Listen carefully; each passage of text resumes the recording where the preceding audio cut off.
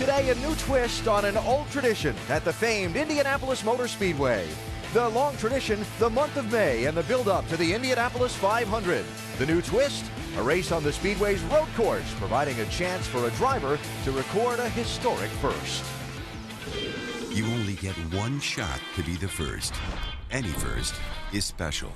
But when you're given the chance to do it at Indianapolis, a place built on firsts, then it's not merely special. It's history. A chance to stand alongside Ray Haroon, the first winner, using the first rearview mirror. Louis Meyer, first to celebrate with a gulp of milk. First rear engine winner. First to 200 miles per hour. First female to lead. First stock car winner. First Formula One winner. First to kiss the bricks.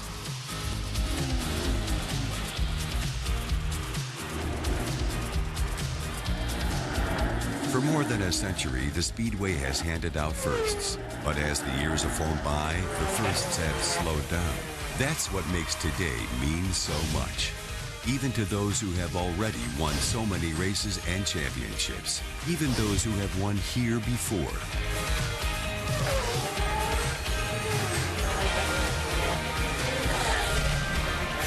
The inaugural Grand Prix of Indianapolis isn't just a race. It isn't just a chance to be a winner. It's a chance to be the first.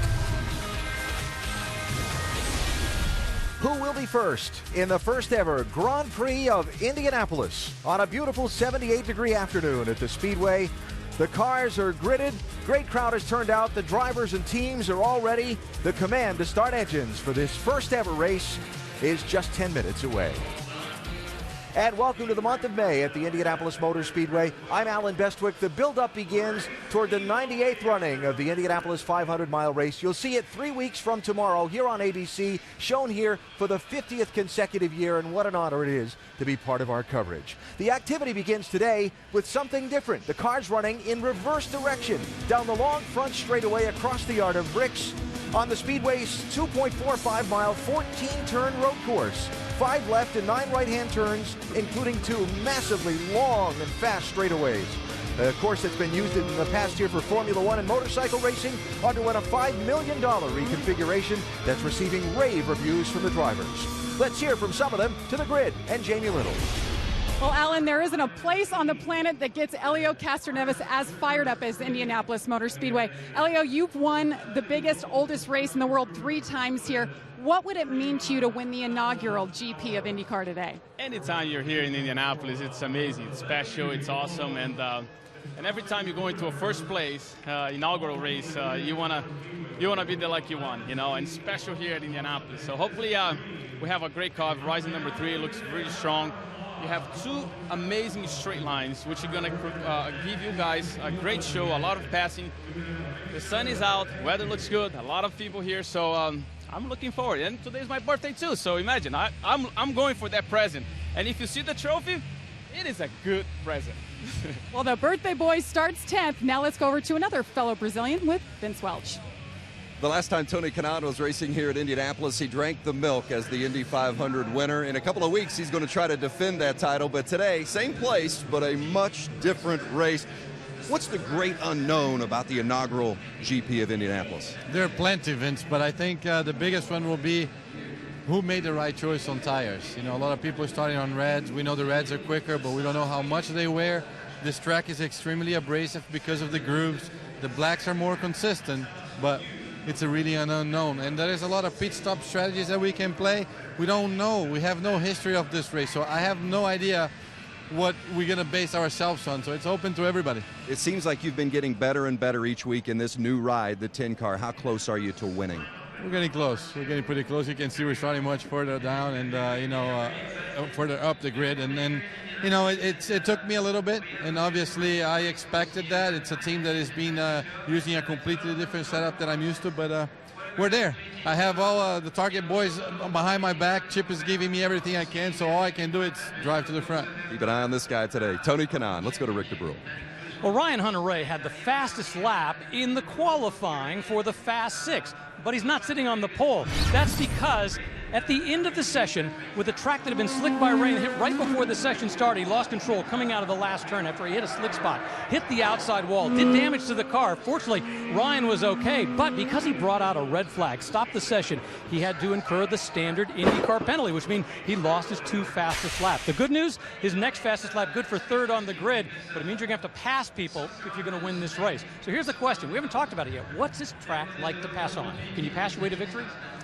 Oh, I think you can, absolutely. I mean, they've done a great job with this circuit. IMS has just done a fantastic job. There's long straightaways, inviting passing zones, tight corners. I think we'll see a lot of passing today. The temperature's a little higher than we thought, so we'll see a bunch of different strategies here on downforce, tire selection, and also pit strategy. So there's going to be a lot of variables going on. You have to think you want to get it in the first turn, but are you going to stay patient, or are you going to go for it right off the bat? It all depends. You know, we'll see where we have to go at it, but there's only one way you're going to win this thing, and that's passing to the front. So I've got to go for it. You know, they've given me a great car, this number 28 DHL Honda, and just yesterday in the wet, it's part of it. You know, hit some standing water and lost the rear of the car, but the guys did an excellent job getting it back together. They were gone, left the track by 6 p.m. We were ready to go. All right, Ryan Hunter-Reay, you would not have expected the veteran to have problems in qualifying, but then you have to expect the unexpected here. And with another surprise, let's go to Dr. Jerry Punch. You know, through the years, there have been many surprises here in the month of May, but arguably none bigger than what happened here yesterday, as an impressive young Colombian, Sebastian Saavedra, overcame the weather, the wet conditions, the rain, to win his first ever Verizon IndyCar Series pole, and it comes in the inaugural Grand Prix of Indianapolis. And Sebastian, you've now had 24 hours to sit and think about what you've accomplished. What does it mean to you and this team? You are the pole sitter at the Indianapolis Motor Speedway. Man, it's huge, you know. It's an amazing place. It's an amazing month. And of course, to be here means a lot to everybody. But for me, even more, you know, being my first time. It's just everything so far has been perfect. Let's try to finish the same way. I think we can do it. Hey, thanks for your time. Good luck today. Thank you, guys. Have a good one. When Sebastian Saavedra was 9 years old, he sat in his native Colombia and watched his hero, Juan Pablo Montoya, win the Indianapolis 500. He said, today, it's my turn to win a race at Indianapolis from the front row. Alan? All right, Doc. Well, the 106th year of racing at the Indianapolis Motor Speedway begins with a new chapter in the Speedway's history. That history documented in the Indianapolis Motor Speedway Hall of Fame Museum inside turns 1 and 2 of the oval track here. Which driver gets the first spot on that beautiful new trophy Helio Castroneves was talking about? There it is. We'll see who gets to take it home starting next. The Grand Prix of Indianapolis on ABC. Brought to you by Verizon and IndyCar. Driving Technology. 2014 Verizon IndyCar Series.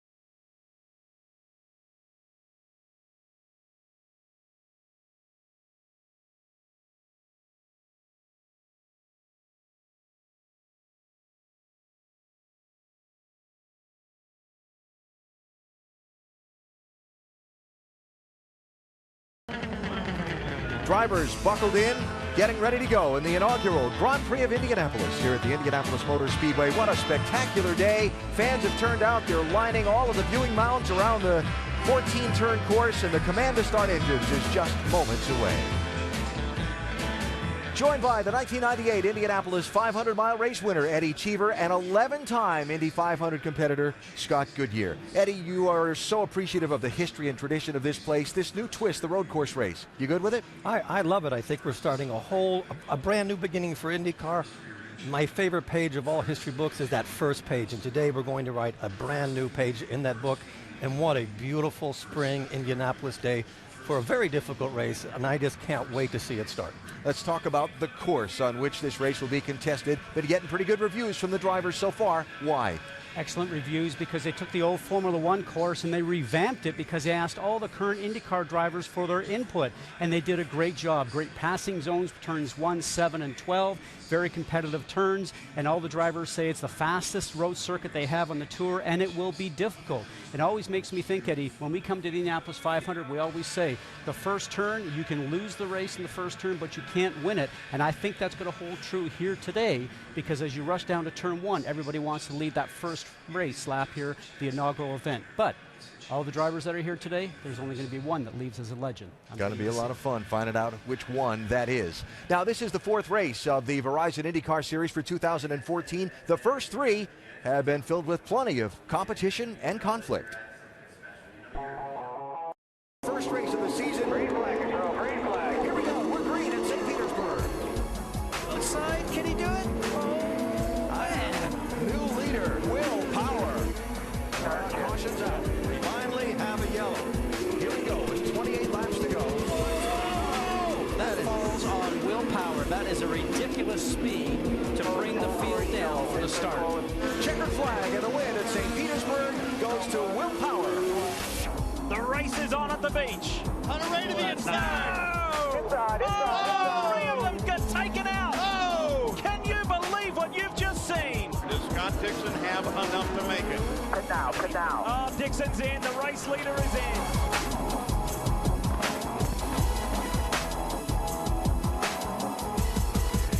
Mike Conway is victorious on the streets of Long Beach. After a lengthy rain delay, round 3 of the Verizon IndyCar Series in very trying conditions. Oh, Will Power! Power is off! Lotion's gone around. Finally, Bourdais gets through. Ryan Hunter-Reay leads Marco Andretti, who has been on a mission. Nightmare scene for the rookie, Mikhail Aleshin. This one will finish as is. It is checkered flag time for Ryan Hunter-Reay, 2nd year in a row. And a look at the championship standings after those opening 3 races. The top 3 drivers, Power, Hunter-Reay, and Pagenaud, have been incredibly strong in each of those 3 weeks. And last year's champ, Scott Dixon, very close behind all of them. Potential winners here at Indianapolis today. So we're ready for the first road course race for Indy cars at the Indianapolis Motor Speedway, and the first ever standing start. It's coming up next.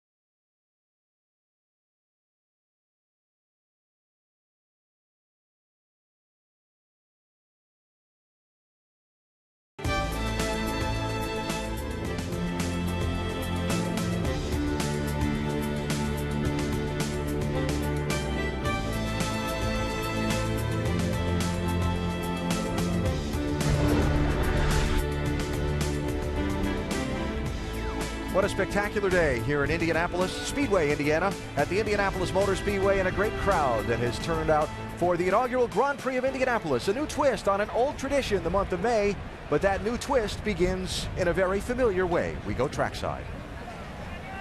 Race fans, now for the most famous words in motorsports, please welcome Mary Holman-Jord.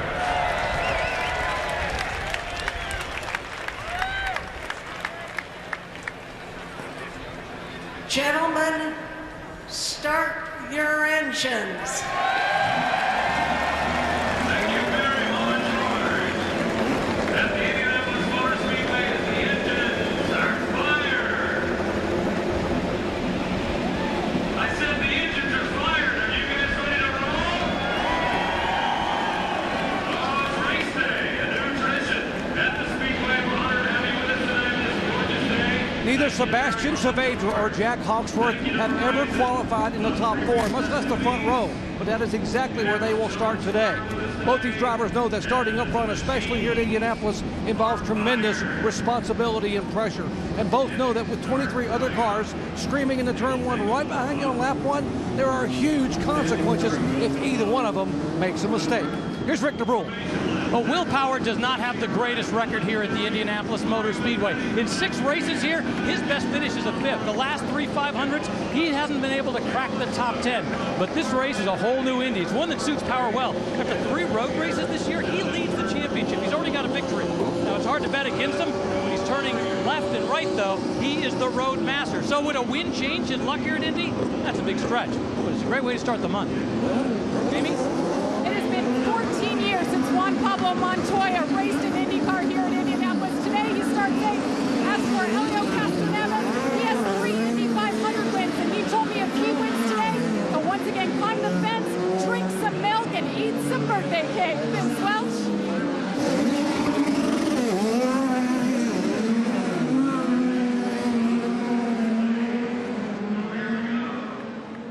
So the field is rolled off, and drivers trying to get that burnout out of their grid box, because it's going to be a standing start after 1 parade and 1 pace lap along that main straightaway here in Indianapolis. Don't miss your chance to start a Verizon IndyCar Series race in the Honda Andretti TV 2-seater driven by Mario Andretti. Enter for a chance to win at shophonda.com. Why wouldn't you enjoy the experience too?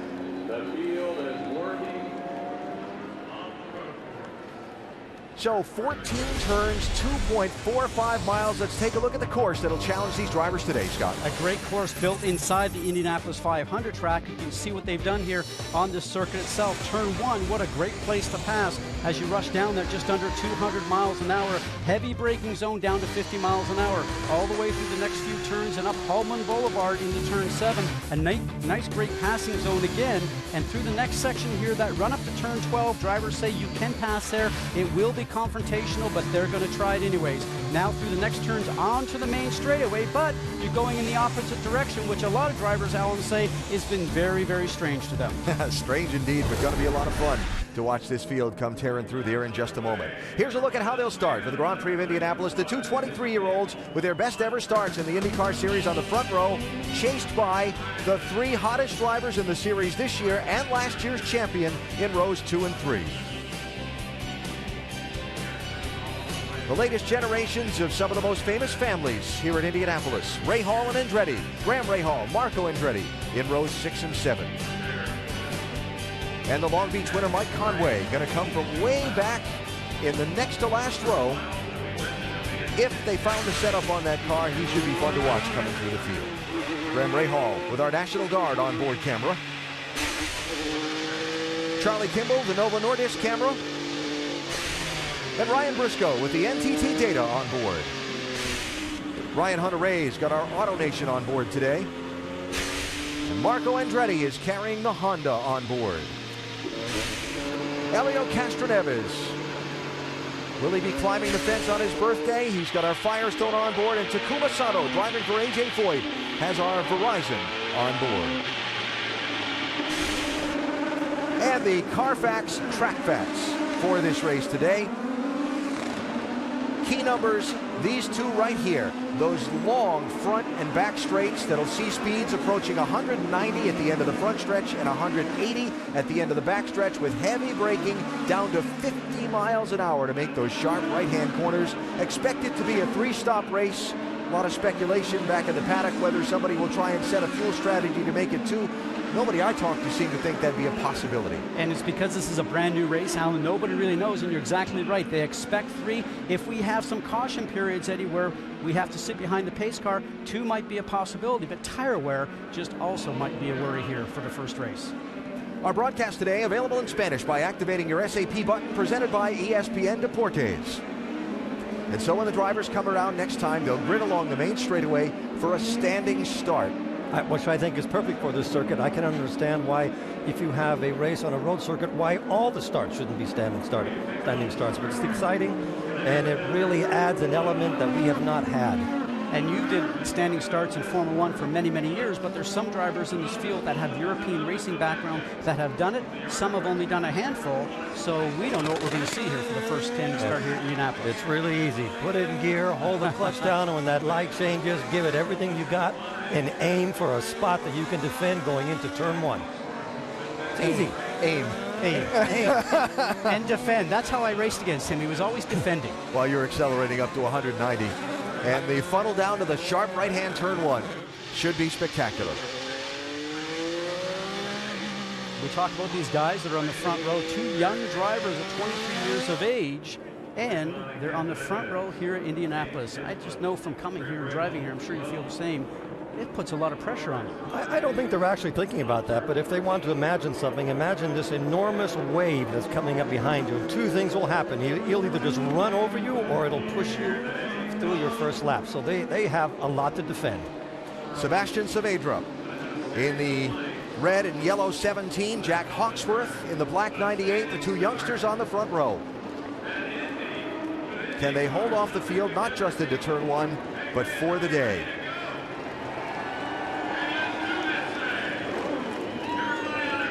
Mikhail Aloshin, the last driver on the grid in that number 7 car. When he gets in his box, the 5 lights over the track will begin to turn red one at a time. When all 5 are lit, between 1 and 3 seconds later they go out. When the lights go out, the race is on. The first ever Grand Prix of Indianapolis is about to start.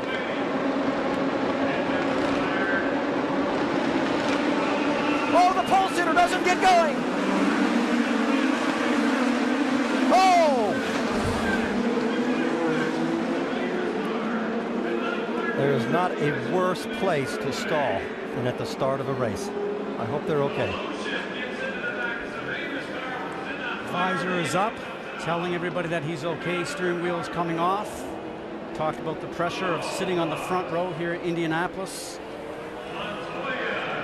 Saavedra is in it. He was hit by Mikhail Aloshin in the 7. That is Aloshin being attended to there. Juan Pablo Montoya crashed further back up the track into the outside wall. His car is sitting there up against the outside wall as well. Now, Aloshin was probably going anywhere close to 80 miles an hour because he probably changed the gear by the time he got there. So you're trying to accelerate, and all you can do in those moments is follow the flow of where the cars are going. He obviously got unlucky and went right into the back of that stopped car. That is Carlos Munoz also. He stopped down the front stretch and missing a good part of the front suspension of his car. What a horrible way to start their month of May. The drivers are being instructed to come down the pit lane, be collected by the pace car there, and they will continue onto the racetrack under the caution flag. And we continue to keep our eyes on the car of Mikhail Aloshin on this front straightaway, and he begins to climb from the car, and that's really good to see. He's climbing out. That really is good news, because when you can hit when you get hit that hard, anything can happen. Remember, he started on the very last row, so by the time he gets up to the first car on the grid, as you mentioned, already in second gear, 80, 100 miles an hour. The car on your left-hand side will not get off the grid. He didn't even move. Saavedra. Everybody else is starting to go around him. Now the car coming from the back doesn't see him, and that first car that hits him is Carlos Munoz. And then from then on, the debris is flying. I think Montoya just stalled back there too. Could be. There could be a problem starting the. Charlie Kimball, I think, on the right-hand side, also just a slow start. Oh, he just about got through, and it all happens so very fast because there is spotters here for these drivers to tell them what's going on, but at that short time span, Eddie, it's just about impossible. Hunter Ray did an exceptional job missing him. And that's Munoz is the one that decided to change lane from the right to left. Yes. And when he did that, he blocked the view of the cars behind him, and they found themselves with a stopped car in the middle.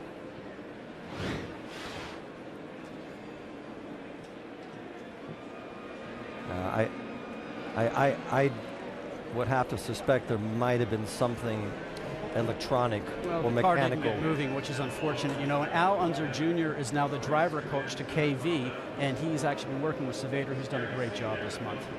Doc? Yeah, let's go down here. Sebastian Saavedra has walked over, talked to Matt Curry, talked to Steve Peterson and all the guys here at the shop. Here back in the, he's very, very frustrated, very upset. Sebastian, what happened there at the start? Man, I don't know. We just followed protocol of the start, and I don't know if it was heat soaked or what. As soon as I released the clutch, it went from 11,000 RPM to 0. You know, very sad because we did an amazing job. Everybody in the team had very high expectations. Really very disappointed. We just need to see what happened. This should have not happened, unfortunately. Do you think the engine, was there an engine issue? Was there a clutch issue, an ignition? What do you think? We've been struggling very much, try to put this thing to roll. I don't know if it's a temperature, more grip in the tires. That's following protocol, and it didn't go the way we really expected it. Very sad to be talking to you so early, man. We really had a car to freaking put it up front. Emotionally, Sebastian, how difficult is this for you? Man, when you have the opportunity to be in the front of the pack in this amazing and magical place, you want to bring it home in the same place, and to not even get a chance because of freaking electrical thing or something pisses me off. Sebastian Saavedra obviously upset, angry, and very, very frustrated. Let's explain this protocol, Scott. What you have to do is you go up to your spot in the line, you focus on the lights, you engage first gear, you give it full throttle, and you drop the clutch. At that point, you expect it to go. You expect the car to go. There's nothing else you can do. There's nothing the driver can do. It's like launching a plane off an aircraft carrier. You go through all of these protocols, you give it maximum power, and in this case, like he said, he went from 11,000 revs to 0. It's supposed to do exactly the opposite. Now let's mention, on the IndyCar, the clutch is operated by your hand on the steering wheel. Yes, and all of the systems are electronic. So for whatever reason, as you just heard Saavedra explain, when he dumped the clutch, nothing happened, and then a lot happened. You would expect when you dump the clutch, you have so much power that it overpowers the rear tires. You get a little bit of wheel spin, and the car launches itself. So the whole launch sequence did not work. And there is nothing a driver can do when that happens. And that's a very unsettling feeling when you're sitting in there knowing that all the other cars are going to rush past you. At this time, he would be looking in his mirrors, watching the cars going either side, and then hopefully he was not going to get struck, and that's certainly what happened. I was involved in a start like this at the Canadian Grand Prix once, and it had tragic consequences. I was there watching on the front stretch. Unfortunate, you can see how deflated he is, and you know, we always, when we have a problem, Eddie, you always want to try and leave the track and go on to something new, and as we can see here, the impact, now the drivers that are involved in this have to be here for the next couple of weeks getting ready for the Indy 500. You walk back into your workplace for the next couple of weeks thinking about this. Yeah. So Sebastian Saavedra, the pole sitter for today's race, and obviously very frustrated and upset. A massive crash on the standing start here at Indianapolis.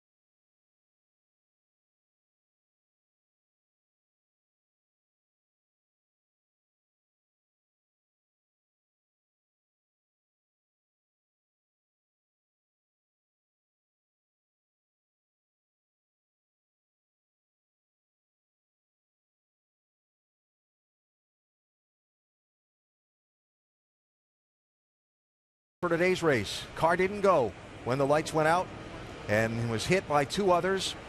And the cleanup continues along the main straightaway here at Indianapolis Motor Speedway. You saw Mikhail Aloshin, who started last in this field and was the one who made the heaviest impact into the car of Saavedra, out of his car. There he is talking to his team. And a tough way to start his Indianapolis experience. Juan Pablo Montoya looked like he just stalled his car on the grid. The safety team came out, fired him up. He's rejoined the tail end of the field. The young Russian driver is very lucky because he was already going pretty quick when he hit that car. And it says so much about the safety of these Dallara Indy cars that you can withstand an accident like this. But unlike Formula One cars that only race on street courses, the Indy cars have to withhold incredible forces when you crash, unfortunately, like you do on a speedway.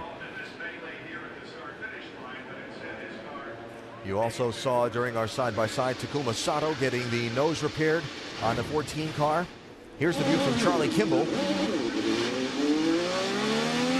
fortunate. Everything's unfolding up in front of him right now, and debris is flying. And Eddie, you know what that is like. Keep your left, keep your left, keep your left. Keep it right. Okay, all clear. He had trouble getting going down. too. Yes. Now, one of the worst Watch things this. he He's did here close. was putting his arms up in the air. You never, ever put your arms up in the air because you're going from 0 to probably 40 miles an hour in 1/10 of a second. I could not think of a worse feeling to be at the front of the grid and have your car stall as you're waiting for the inevitable crash. So they still clean up along the front straightaway, and we still look for our first full green flag lap of the Grand Prix of Indianapolis. Also getting reports that Mike Conway's car suffered some damage, and he has gone back to Gasoline Alley for some further repairs.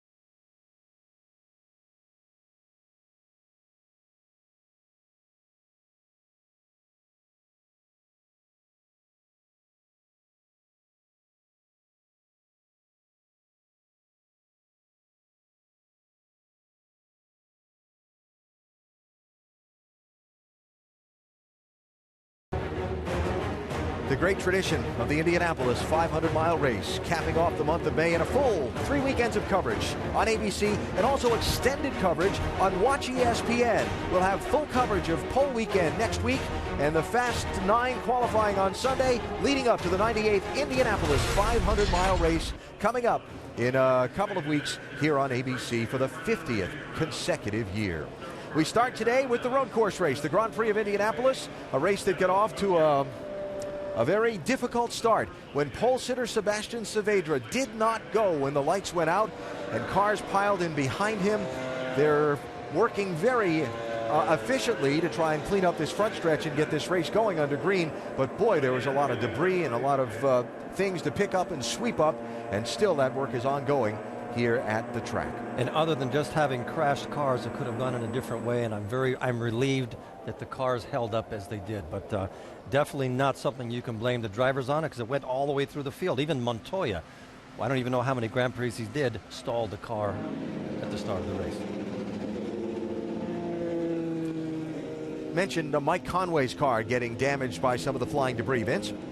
And with his team owner, Ed Carpenter, Ed, how significant was the damage on Mike's car? It's gone to the garage. Basically the whole right rear corner, upper, lower wishbone, maybe the upright. So we're back at the garage. We're going to change out the corner. You know, Mike actually had made it through. He just hit the inside pit wall when he was going through. So we'll get back out, you know, at some point and just hope other guys drop out and we can score a few points. But you know, we'll just be trying to finish the race and prey on other people's misfortune. So unfortunate day, not the way we want to start the month of May, but I think IndyCar's had like 2 good standing starts since we started them last year. Haven't been a fan, still not a fan. Thanks, Ed. And what Ed's referring to is these cars doing standing starts. Obviously, Indianapolis cars have always done rolling starts. So it probably would be a discussion with the drivers, Eddie, and the drivers group as we watch Oriol Servia now leave his pit box after doing some work. But, you know, they're exciting. Absolutely exciting, thrilling. I did it all through my former Atlantic days, and unfortunately it didn't work out today. It could have gone the correct way. It could have been a terrific start and run down to turn 1. I understand Ed's concerns, and I understand him not being a fan of it, but this is not really a question of being a fan or not a fan of it. This is a mechanical function that did not work. The launch did not work. So it's more a question of getting a bunch of cars going someplace for a week and just keep on testing until you get it right. It's not, there's no one to blame other than the fact that the system failed. And is in development. And it's in development. So let's get through the development. Maybe if there was an error, is choosing to have a standing start today instead of a rolling one, because the system isn't where it needs to be.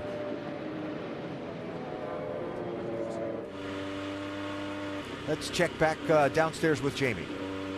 Well, Carlos Munoz has gotten out of the car, back here standing on your pit box. You've had a few moments to think about things. What happened?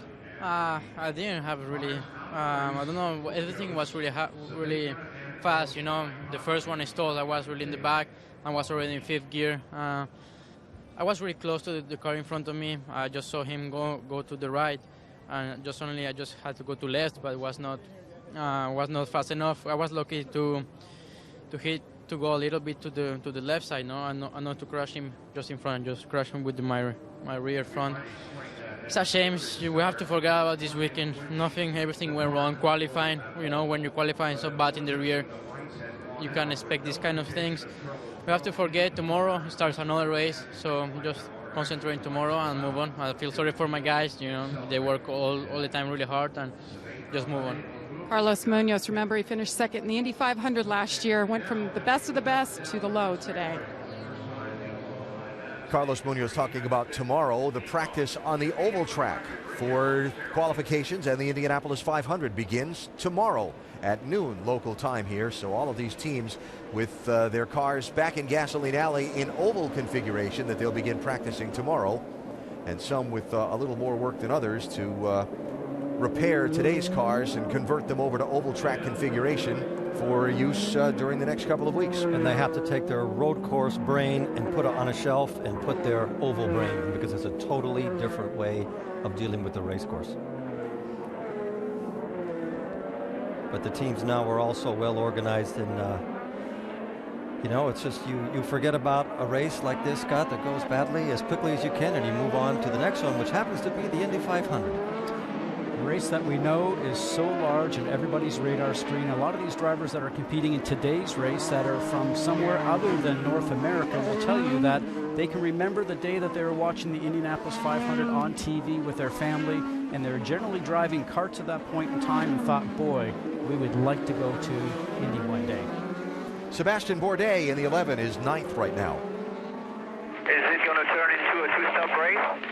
We should try at some point when we get settled in to try to do a bit of fuel so we know where we can get, because right now we don't really have an idea. So once we get a couple of good laps on grid, maybe we should try a bit of map just to see. Something I was wondering about with the extended caution to start the day. Now, cleanup's complete. The pace car will turn onto the pit lane this time. In the opening scramble, Ryan Hunter-Reay came out the leader in that bright yellow number 28 machine. He will lead the field back up to speed. This time it'll be a rolling start. It'll be single file.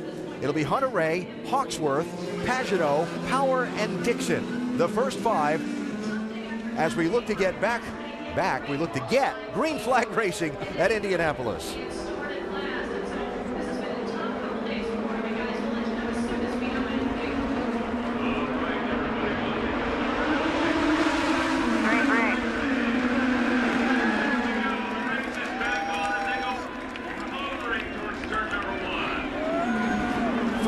For second.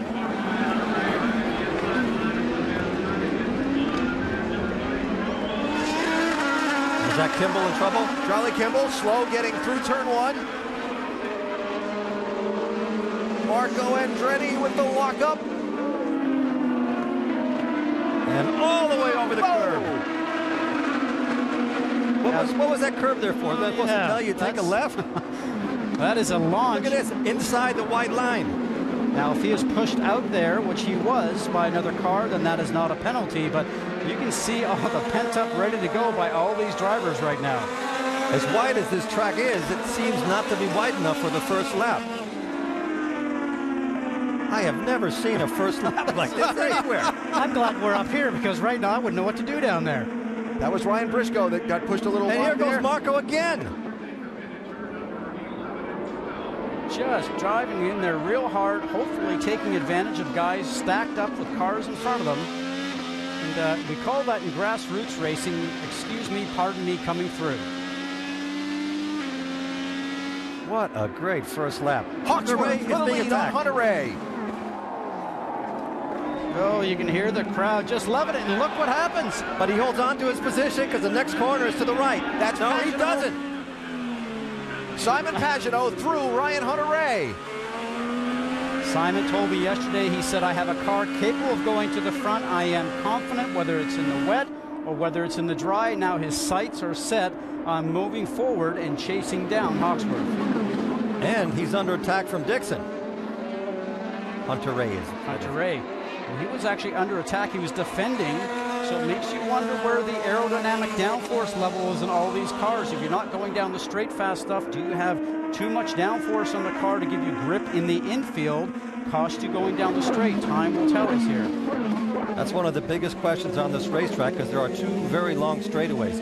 And obviously the more wing you take out, the faster you're going to be in the straightaway. But nobody knows how the cars are going to handle into these long runs because nobody's even run a full tank session.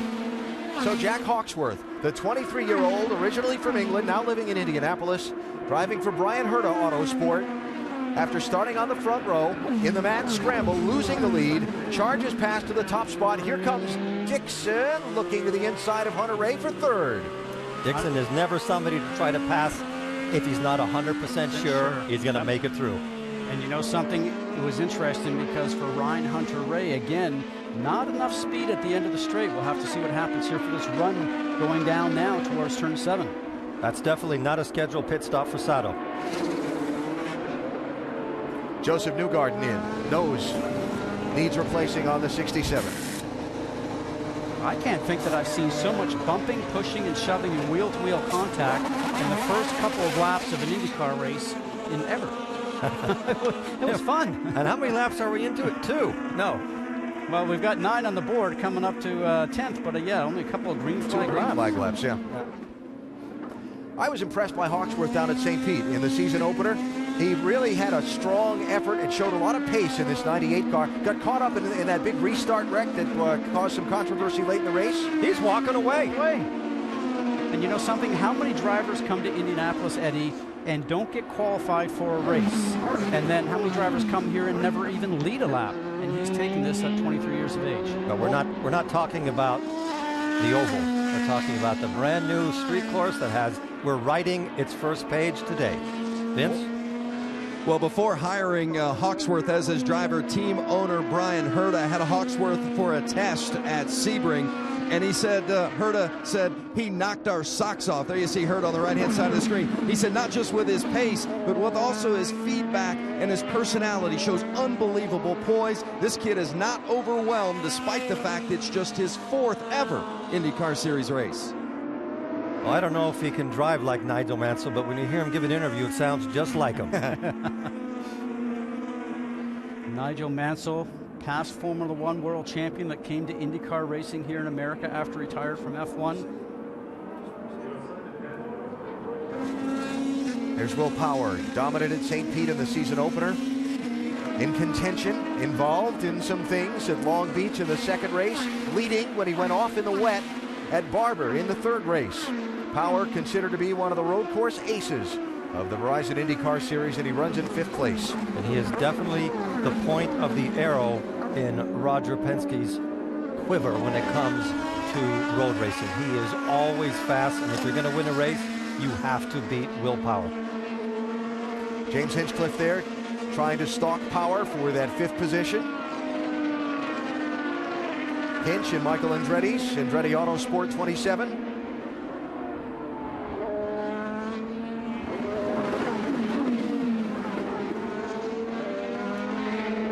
Hinchcliffe is still trying to get his season started, isn't he, Scott? He's been very fast in testing and good in qualifying. He's had some very unfortunate races. But, you know, when you speak to him, he is never down. He's disappointed, but he always sees the bright side of it. He works well within the team. Michael Andretti said he's just amazed at his pace and a great team player. The team is working on all cylinders right now, Michael said. He says, I can't think of any team that I've been around that's firing with guys and are competitive. They work well together. Engineering's going well. And Michael continues to grow his empire, not only in IndyCar racing, but everything else. So Hinchcliffe running in 6th. Let's check in on Ryan Hunter-Reay, who was leading at the green flag restart. Now he's running in 3rd. I can't save and not give up. Okay, keep going. Don't worry about saving then. Talking about saving fuel, and he said, then I back up. So then he goes backwards. Rick, you have more? Yeah, during the yellow flag, I talked to Michael Andretti about whether they would consider making this a 2-stop race.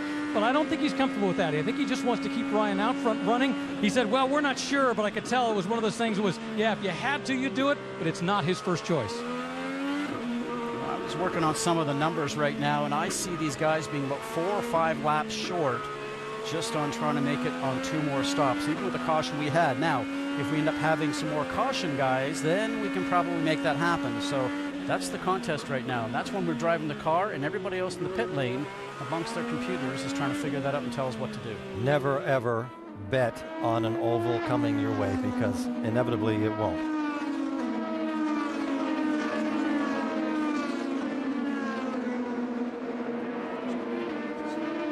And that's Montoya. Remember, was he not at the very back after getting restarted, and now brought himself all the way up to 9th and looking forward towards his teammate Castroneves. But remember, we saw on that initial start, down into turn 1 and through turns 2, 3, 4, 5, 6, 7, 8, 9. Bumping. 2, 3 wide, sometimes 4 wide going off in that first corner. But Montoya was one of the aggressors.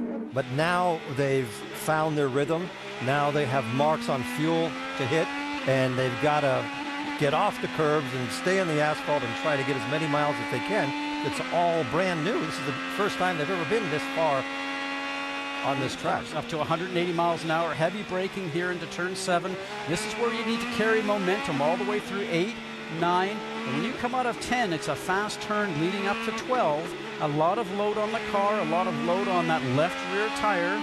This is a fun section. Now back up onto the Indianapolis Motor Speedway course, albeit going in the opposite direction in the short chute here between turns 1 and 2 of the Indy track, and now back into the motocross, MotoGP turns. Very tight. Now this is the turn everybody says back on the gas, full bore, up to top gear and 145, 7 miles an hour right there, and now going up to almost 200 down this main straight. Pass-through penalty, Frank Montini driving one of the Andretti Autosport Hondas here for jumping the restart. He just served that penalty. He's driving the silver number 26 car that Kurt Busch will take over starting tomorrow on the oval track for his double effort at the Indianapolis 500 and the NASCAR race later that night in North Carolina.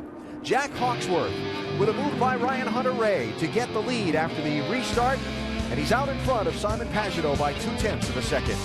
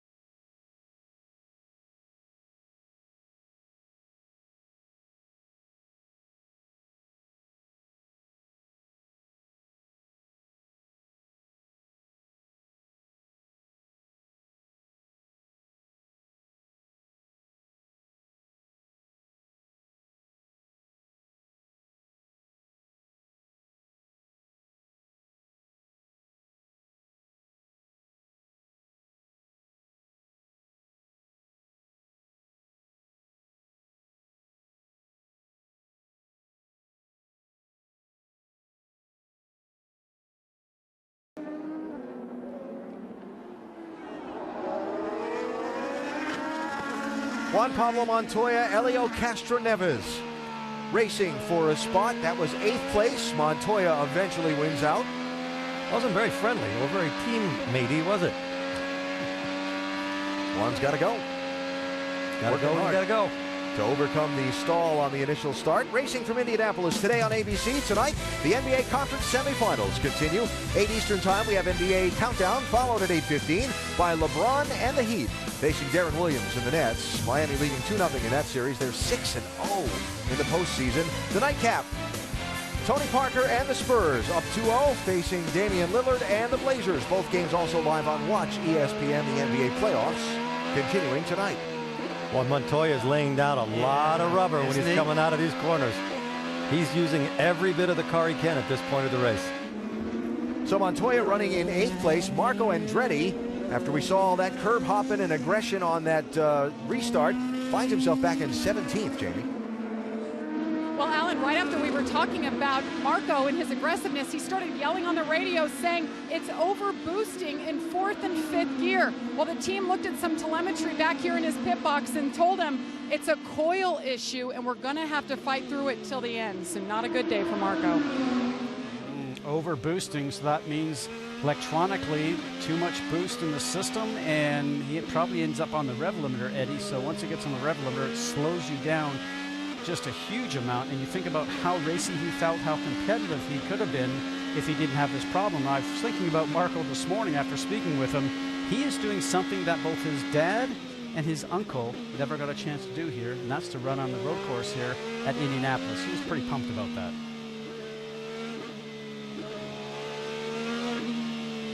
Would you like me to add something to that? Knowing your association with the Andrettis, I'm waiting to hear it. I was just listening to him go through the gears, hopping around that 7, 8, 9, 10 complex in the infield. Look at this. Look how close these guys are. Yeah, I think I'll take a different road. Oh, that's a Rahal and Andretti. Reminds me of old times between Rahal and Andretti. 4 wheels in the air. Just saw Castroneves get passed by Montoya. Now Helio's on the pit lane, Jamie. The birthday boy, Helio Castroneves, you see, has those black primaries on. Only one of 6 cars in the field who opted to start the race on those. So he will be happy getting these sticker red tires, the stickier compound put on that car. 7 seconds, Ellen. They filled him up with Sunoco fuel, put 4 tires on it. By way of review, 2 different tire compounds used here in IndyCar racing, provided by Firestone. The black standard tire, what's used for all the practice. There's also the red, softer or alternate tire. You have to run at least 2 laps on each compound of tire during the course of a race. But all these teams have a lot of history on all the tracks they race on, and they can do their strategy according to the pace they want to run, what the tires can do. Today, nobody has any information. Reds might just last longer than they normally do, but being a softer compound, you expect it to be quicker for a few laps, but then you lose the speed, and at some point, the black will be faster than the red. Charlie Kimball on the pit lane.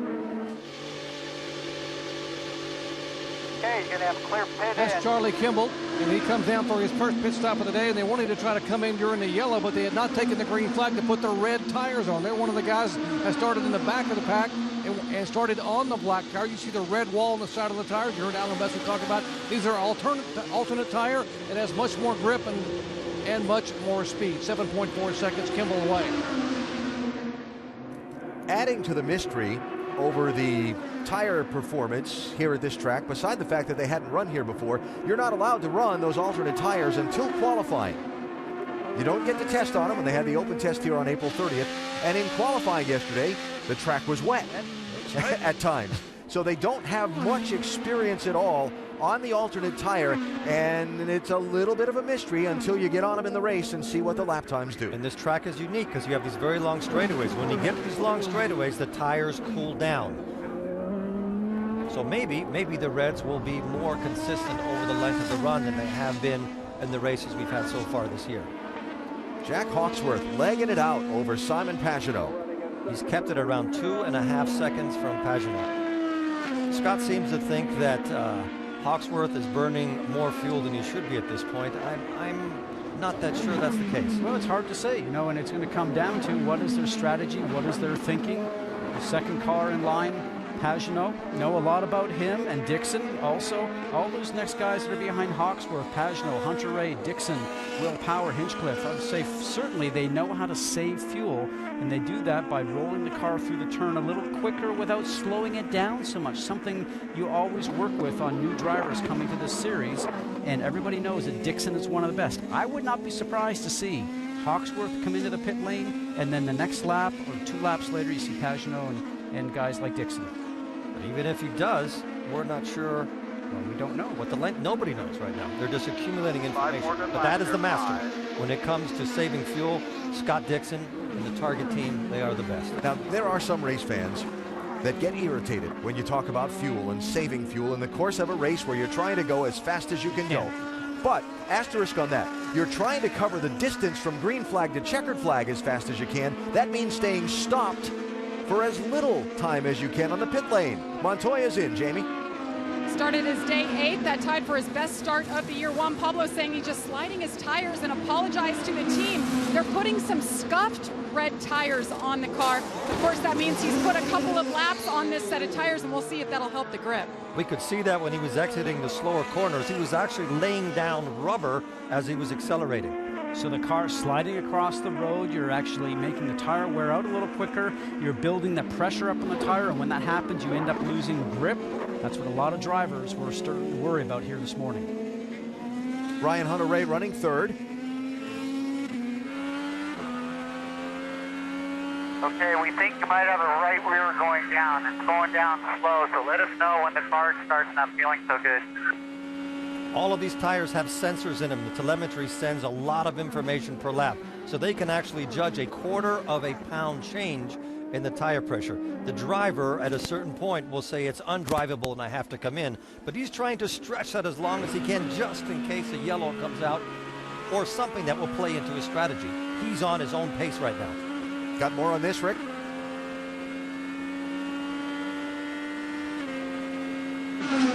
After what you heard just a moment ago, he came on the radio and said, feel a vibration.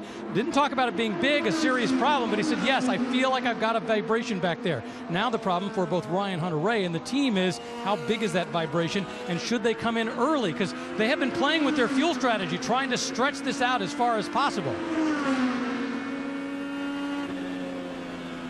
The vibration in that steering wheel for Hunter-Reay. So Hunter-Reay running third behind Simon Pagenaud and Jack Hawksworth. The first time a Brian Herta-owned car has led a race since the Indy 500 last year.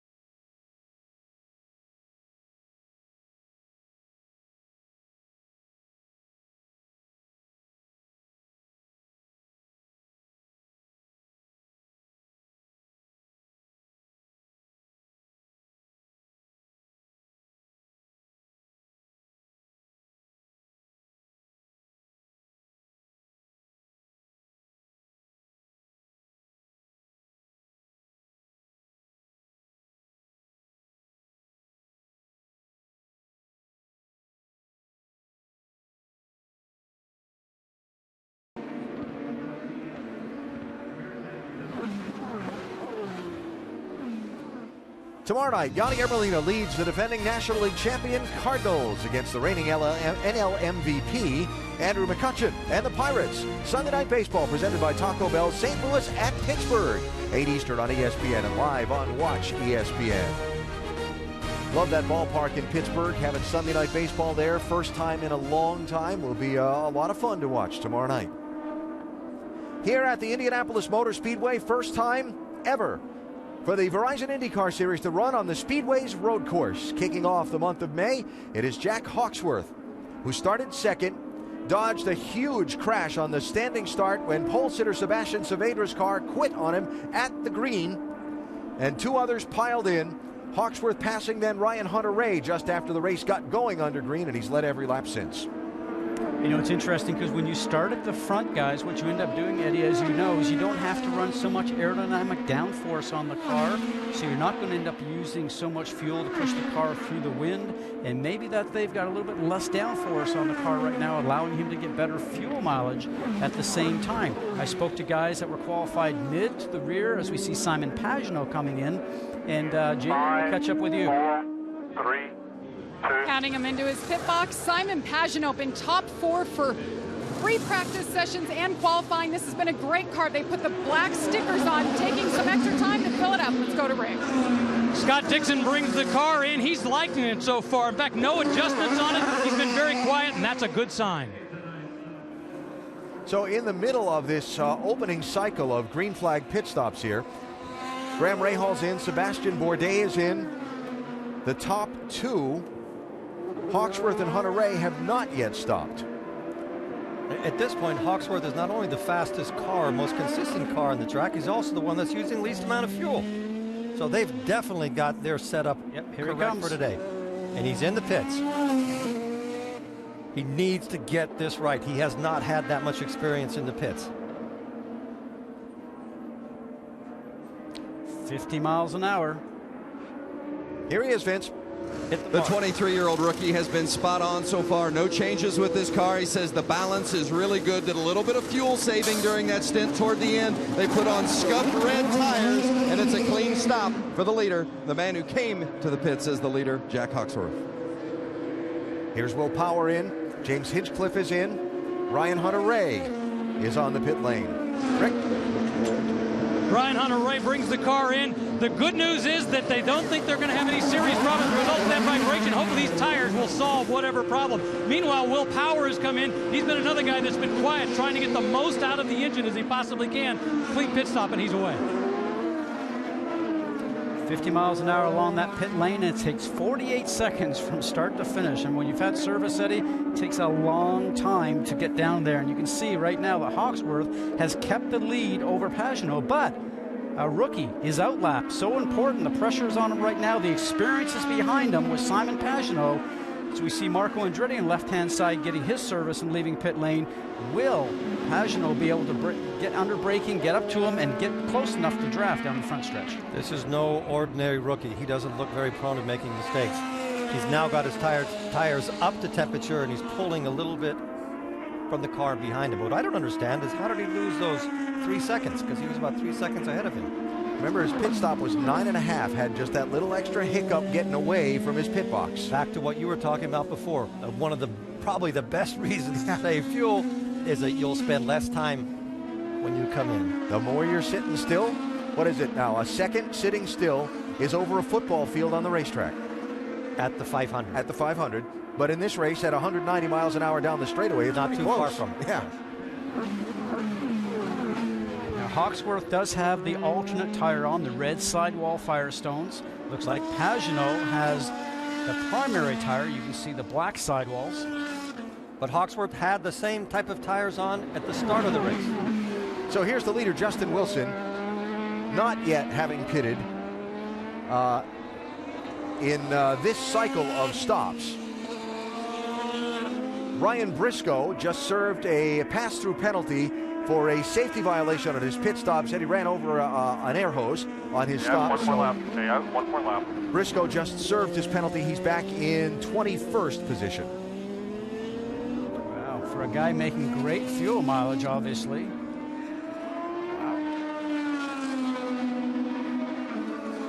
So after we cycle through these pit stops, Hawksworth will still be leading, and we'll see by how much on Simon Pagenaud. And Hunter Ray is still third, will be third. Dixon will be fourth, and Power will be fifth.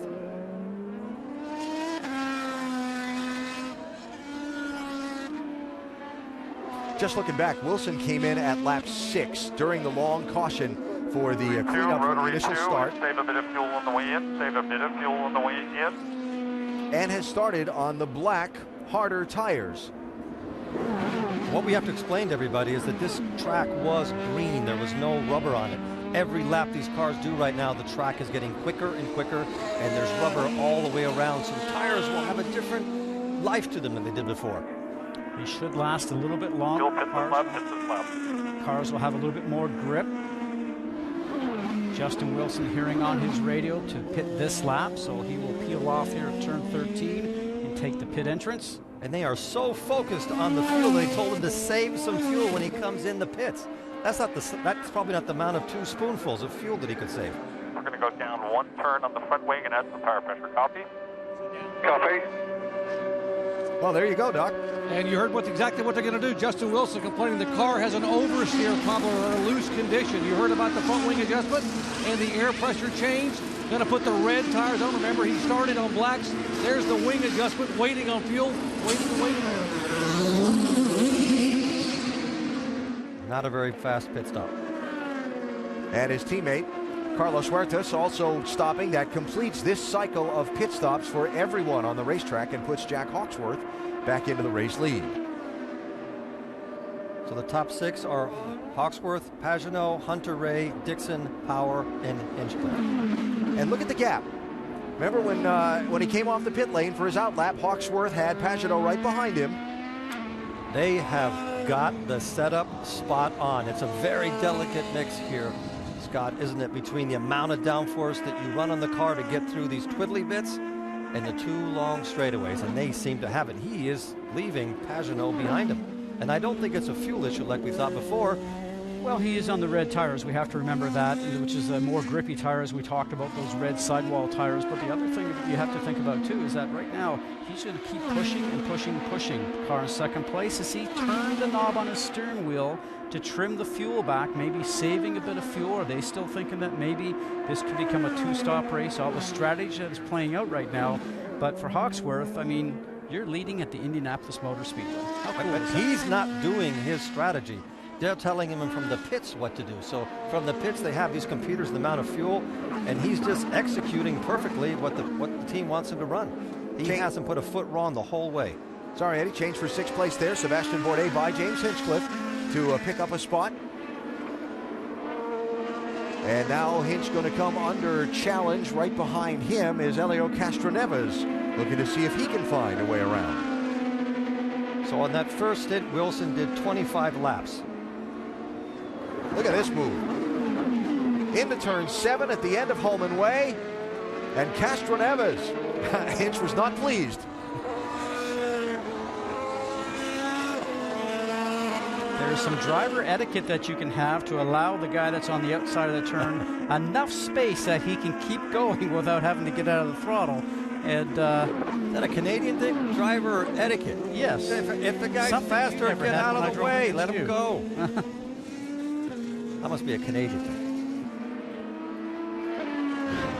At the end of this long backstretch. Yep, a bit of a draft going on here now. Hinch was moving over, trying to make it very difficult for Castroneves. So this is probably his way of paying him back, saying, I didn't appreciate it. And there's the hand for Hinch going, hey, you know, I didn't, they've got their own people here to cut the grass. I don't need saying, to do that. vaya con Dios, go do your thing.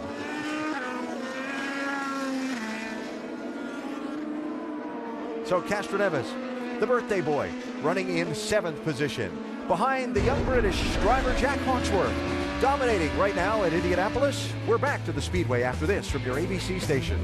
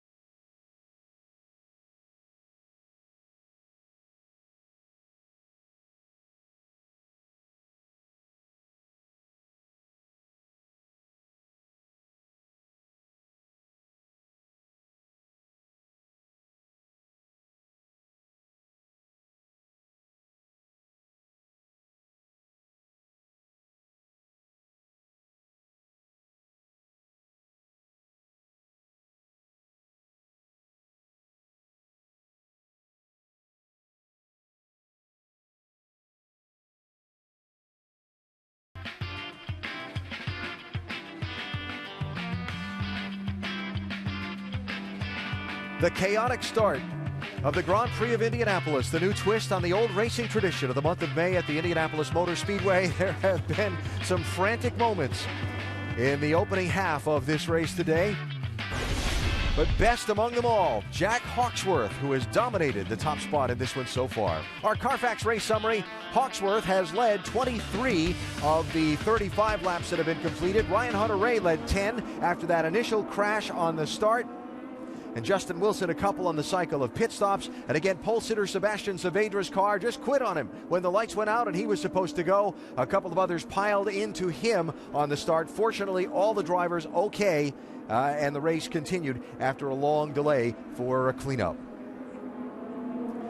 Just finished cycling through a series of stops and a widely spread series of pit stops. So some teams choosing to make different plays here to try and gain some track position. Get out of traffic, save a little fuel, a variety of things. What hasn't changed through the cycle of stops is that this 98 car is fast. He's stretched out a 5.5 second lead on second place, which was 2.5 seconds more than he did on the first stint. The interesting thing when we talk about tires, and we were talking about this on the break, Eddie, is that right now Hawksworth again on the alternate tire, the red, and then Pagenaud on the primary tire, the black, which we know is a bit slower tire. At the last stop here coming up, it might be reversed. Hawksworth has to run a set of primary tires once, which will be his third stop. Will he slow down? Will Pagenaud put the reds on and go faster? We're going to have to wait to see. Let me have a counter argument on that. By then, there will be a lot more rubber on the track, and it might not make that much difference when you put a pair of blacks on. Good possibility. From the leader's pit, here's Vince.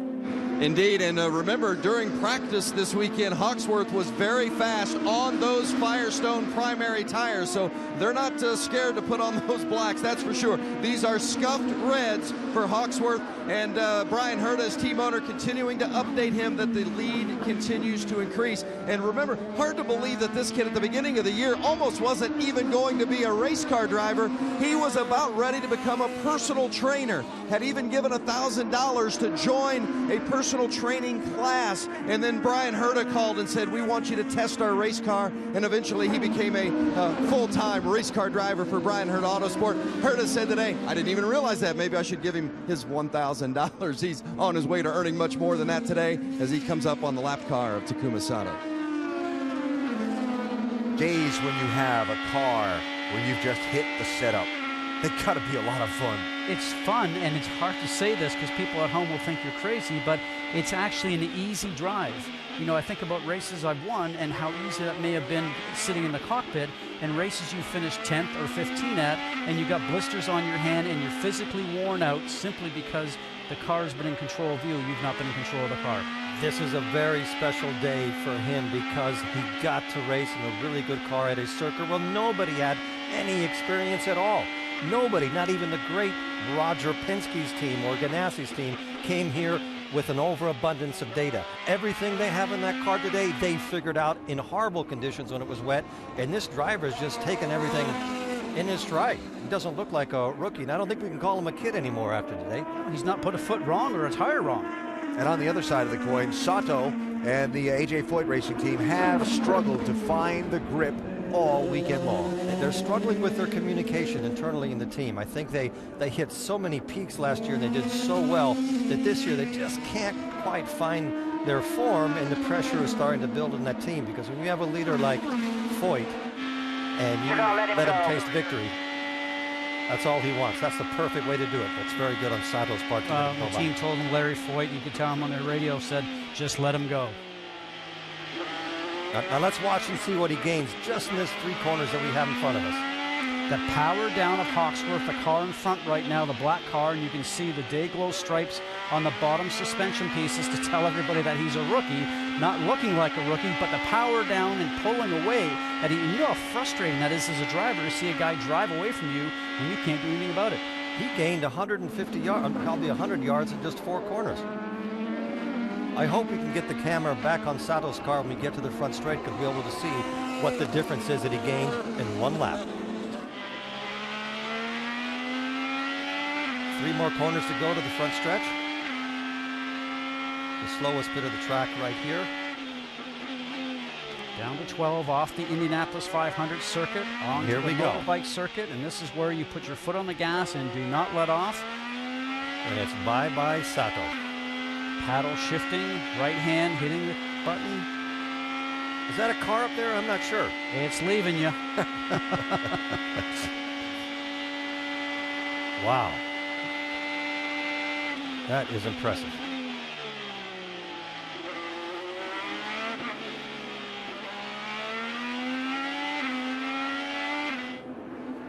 Well, we are just coming to the halfway point of this race.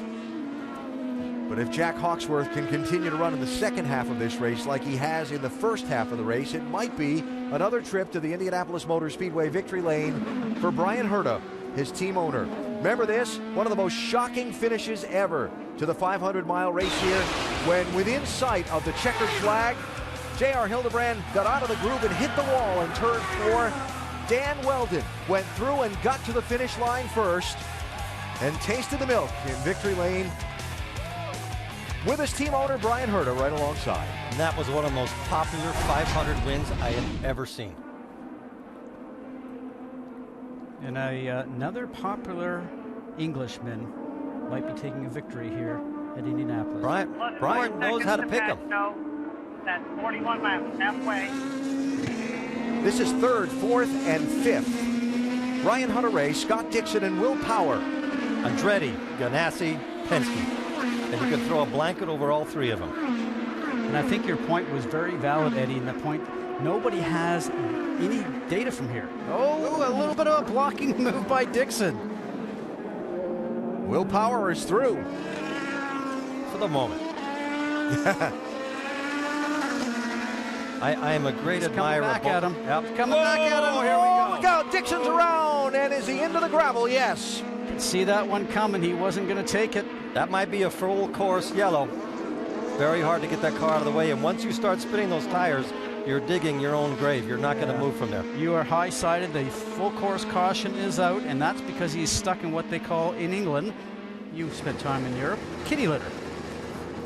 You saw Elio Castroneves in and out of the pits before the full course yellow was called. Juan Pablo Montoya obviously having trouble on the right rear of his car, and he's still sitting in the pit lane. That was so uncharacteristic of Dixon.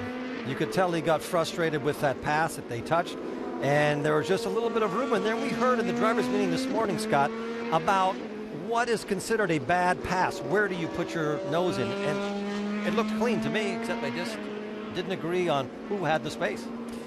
Well, there has been some different philosophies on that, and I'm not going to try and say whose turn that was, because the officials are going to review that. But irregardless, the car that's coming from the back, which is Dixon's target machine, going up against Will Power, he's about beside him. And so should Will Power have given him some more room to allow the two to go through the turn side by side? We are hearing a bit of that in the drivers' meeting this morning. But really, Dixon was losing control of his car. The wheels were locked up because he started to turn in, started to unload. That right front tire started to lock. So I'm sure that they'll look at it, review it, and assess any penalties if they deem necessary.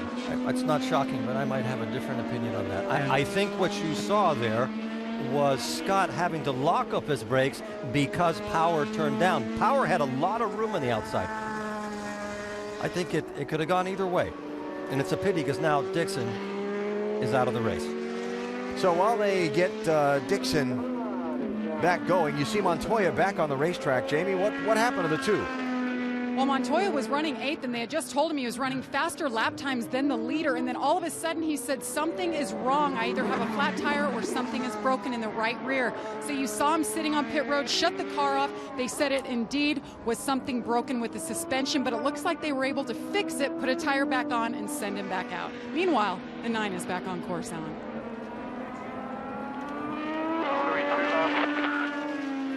So through all this, does this become a two-stop race? I think so. Depends on how long this yellow is. Pits are closed. Interesting that Castroneves was able to get on the pit lane before the pit road was closed and the caution came out. For whatever reason, he was in there. Big break.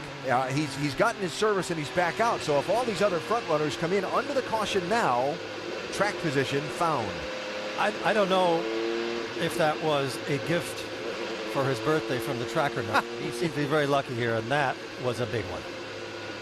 This place does like him.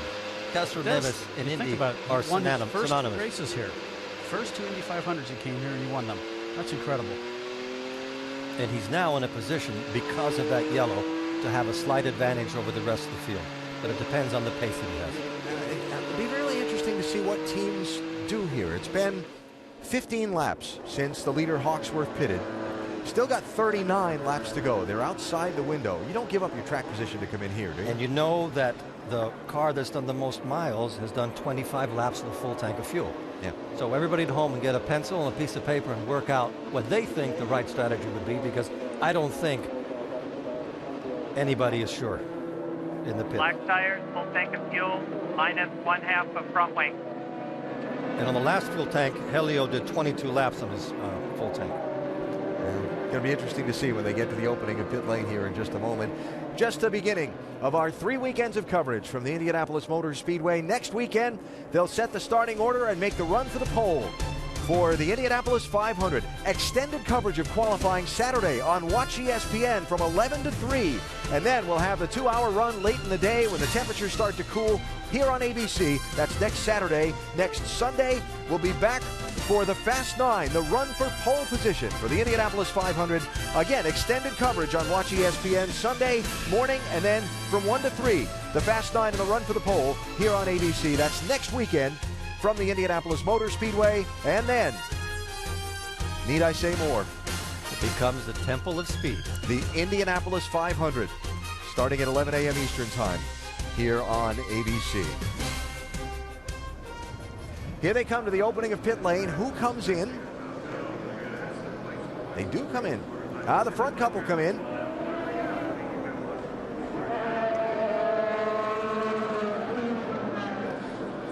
Jack Hawksworth will come around the crew of Tony Kanaan, who is also going to be making a pit stop. He's going to take off the Firestone Reds and put on the black primary tires. They're also going to take half a turn of front wing out because of that change in the tires, and also a little bit of understeer. Simon Pagenaud pulls into his pit box. They'll take off those black. He's putting scuffed reds on the 77 machine. Will Power brings the car in. Once again, everybody's been on a fuel strategy. At one point, everybody was thinking about coming in, but at the last minute, only a few did. Will Power being one of them. Now the question is, how much fuel can he use in the next 2 stints? So the strategy split there. Hawksworth came in, Pagenaud came in, but Hunter-Reay stayed out. Hunter-Reay, I think, is hoping there's another yellow. Interesting to note, I was looking down pit lane as this was happening, and I think Pagenaud beat out Pagenaud beat out Hawksworth when they left pit lane, so that'll be interesting. So not pitting under the yellow, Ryan Hunter-Reay, James Hinchcliffe, Justin Wilson, Carlos Huertas, and Helio Castroneves. Also, it looks like Oriol Servia and Charlie Kimball stayed on the racetrack. So 7 did not pit under this yellow flag.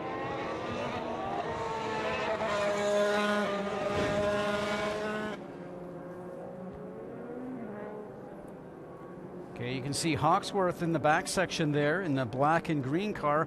Pagenaud on your left-hand side right here getting service, and he's going to get launched and out just in front, and he goes from one lane all the way over to the high-speed lane. Nicely done, and a little bit of a lesson for the rookie. Yeah, but he couldn't really do anything because the pit speed is 50 miles an hour. It does.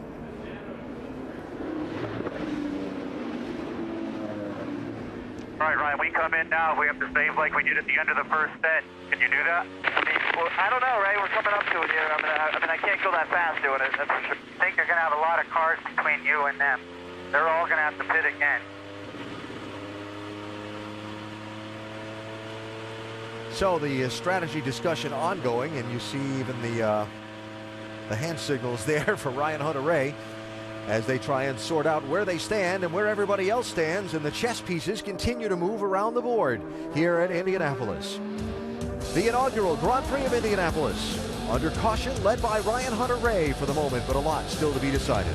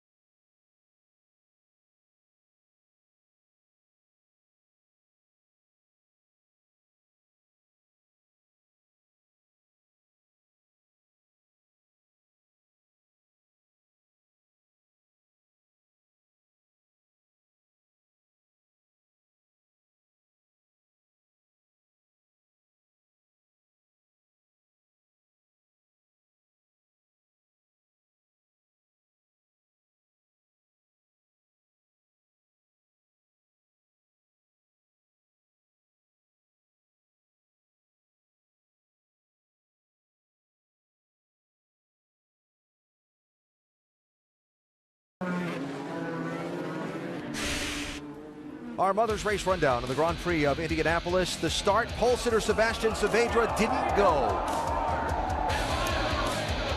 There goes a hit.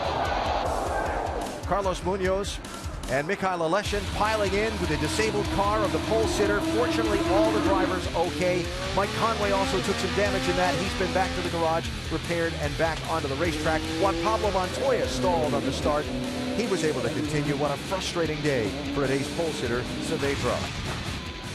Jack Hawksworth got by Ryan Hunter-Reay shortly after the race got going under green, and he's dominated. Hawksworth's led 31 of the 46 laps that we've completed so far. He's been dominant until this last exchange of pit stops when he gave up the #1 spot. A little bit of contact and confrontation here. Will Power and Scott Dixon. Two veterans going at it, and Power gets by, and then Dixon comes to try to return the favor to make the pass and can't get it completed. It ends up going into the gravel trap. Dixon a lap down now after getting restarted. Pit road problems. Ryan Briscoe penalized for that, running over an air hose. And on this last pit stop, Will Power, watch that front air hose. And that is being reviewed by race control. We'll hear if there are any penalties called out after the restart. Don't forget to spend your late nights with Jimmy Kimmel. Guest list this week, Shark Tank's Damon John, Emily Blunt, Iggy Azalea, and Nathan Lane. Plus Kimmel's great moments in unnecessary censorship. Jimmy Kimmel Live, weeknights, 11:35 Eastern here on ABC. Jimmy's about to be the senior statesman of late night television after Dave steps down later this year. David Letterman watching his two cars compete in this race. Michael Andretti's car with Ryan Hunter-Reay now the race leader, and look at the charge down the front stretch. 4 abreast. And it all funnels down into a corner that only one can get through. It's a morning traffic jam. Up and over the curb. Sebastian Bourdais didn't have anywhere to go, so up and over the curb he went. Hinchcliffe losing second spot. Justin Wilson just got through him in the shuffle. Third place. Oh, some retaliation going on. I love what you see there. Hinchcliffe again, trying to do a little bit of blocking. Gathered up. As he was going through there. Full course shallow, full course shallow. Oh, trouble. Martin Plowman for AJ Foyt Racing. And who was the other car? Are you ready? That is Frank Montagny. I don't know why he's in such a rush to get back. There's nothing left. He's making that look like a different type of a sports car, isn't he, on that one? Maybe he just wanted to get out of the way. So Martin Plowman driving for AJ Foyt Racing in this race and in the Indianapolis 500. Over the next couple of weeks, Frank Montagny driving for Andretti Autosport in this race, and that the car that Kurt Busch will take over beginning tomorrow for the 500. And Montagny, the veteran of sports car racing and open wheel racing, involved in some trouble here. Just looks like everybody. Oh, Martin Plowman, the number 41 car, the AJ Foyt car, up and over. Oh my goodness, that's why the wing is off. They were both very lucky. Wow, it just looked like the back end of the car just swapped around. Now he sees a car on the inside. He realizes that he's going too fast and he's not going to make it, so he bails out, tries to go to the left-hand side to avoid, but obviously not a lot of grip over there on the back side of that curbing. And Marco's probably sitting in the car going, I can't believe what I'm seeing here.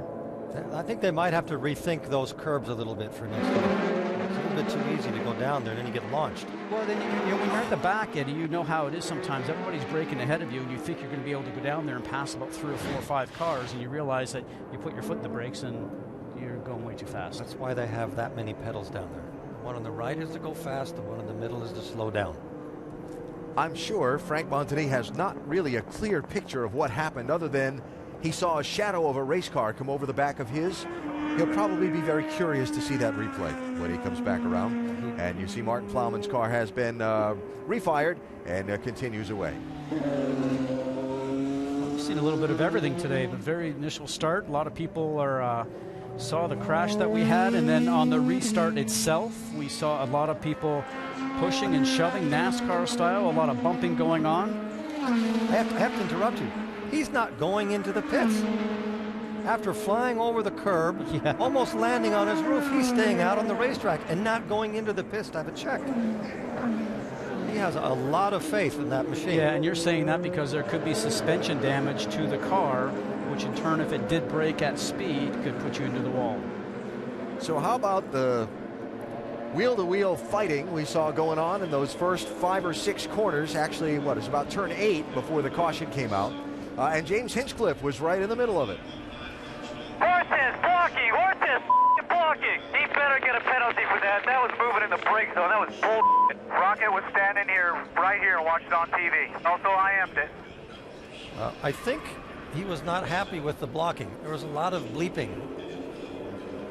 I can understand that. That was a lot of aggressive driving going into that corner. Scott, do you think this yellow is going to help Hunter Ray on his strategy? Well, I see that he's short as it is right now. The other cars, I think, had both of Pagenaud and Hawksworth would only get to lap 71. This assists both Hawksworth and Pagenaud, I think, more than anybody else right now. We shall see. And for Will Power, we saw him clip that air hose on the pit stop. Penalty for that for the 12 car has set one of the contenders in this one back in the field. Wildness, extreme wildness in Indy.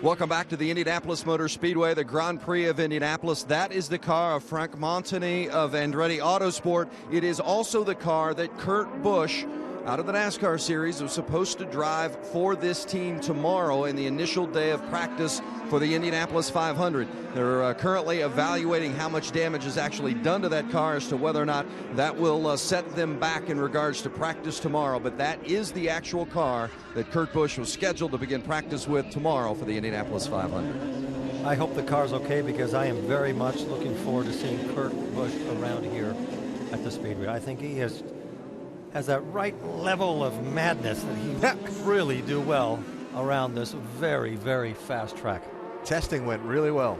for Kurt in the rookie orientation program and the testing that he's done here at the Speedway. So Ryan Hunter-Reay, Justin Wilson, Carlos Huertas, James Hinchcliffe, Helio Castroneves, the first 5. Remember how wild these couple of restarts we've seen today have been. Oh, trouble, contact. And there'll be another yellow.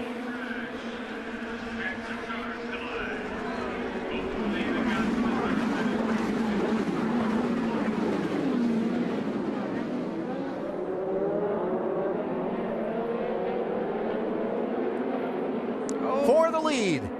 Now that's how you. That's a nice move. Justin Wilson. Past Jaguar Formula One driver. Yeah. Wilson through Hunter-Reay. Hunter-Reay taking a defensive line on Wilson's teammate Huertas. The caution is going to come out in that restart mayhem on the front stretch. Graham Rahal's car came to rest against the outside wall, and he's out of it. I really don't like these new rules they're using for the restarts. It's too confusing. Where do they accelerate, where they don't accelerate, and inevitably in the back of the line, somebody makes a mistake in this effect of accelerating and stopping. Why don't they just come out of the corner and start going? What if you got to sit around and wait for somebody to accelerate, or when is he going to? Just seems an added risk. Because as race drivers, when we're coming around, we don't want to lose anything to the car that's in front. So what do? You just talked about 2 pedals a moment ago. 1 to go, 1 to brake. We push the one on the right to go. Too many regulations. You see those orange markers on the outside? That's the acceleration zone where the leader's supposed to begin to accelerate. Just have them accelerate as they come out of the corner. Well, as I understand it, the object is to try and get the field straight on the straightaway before you begin to accelerate up to speed, rather than having cars still charging out of that corner at top speed. Look at that. That's such a wasted bunch of race cars. That just doesn't need to happen. Riding along now with Graham Rahal, the National Guard team. Ready, set. Ready, set. Green, green, green. Yep. He's a victim. That was Montoya jumping the start. All right, Vince. Graham Rahal, give us your thoughts on what happened there. What happened? Just got punted. I mean, Montoya's a lap down, and he almost hit me, actually, the restart before. He tried to dive bomb me into 7. I mean, the guy's a lap down. I don't know what he's trying to do playing with the leaders, but just ruined our day. I mean, the National Guard car was really good, and we were looking to be 3rd at that point, because by the time the pit sequence cycled through, we were in the hunt for a win there. And there's nothing you can do. I must say, though, these starts are pretty stupid. The restart zone being that late, this is what happened. You can't see back there because the rear wing is so big, and the officials, we need to work with them to try to change this, because there's going to be a lot of accidents. I said the restart before this, I said to my dad, I said, someone's going to get hurt out here because you can't see. In your opinion, in regards to the restart and improving it, what would you suggest? They need to let the leader go earlier. I mean, right now, the way it is, they're trying to be like NASCAR. This isn't NASCAR. And we can't just bump draft each other, and this is what's going to happen if we do this late restart. Like I said, the biggest issue is from the back, you can't see. I mean, all you see is a rear wing. I was laying back just so I could visually see, and it still, it slowed down so much, and Montoya just drilled me. Just absolutely drilled me. But I feel bad for the National Guard guys, because this car was good. It was good today. AB. All right, Vince. Well, certain levels of frustration on a number of drivers' parts today here at Indianapolis. These are some of the best open-wheel drivers in the world, and I think they should play a more important role on getting these restarts corrected so that they feel comfortable. Juan Pablo Montoya with damage to the front wing there on his 2 car. That was my fault. You went and then it got off the brake. I'm sorry. They were going.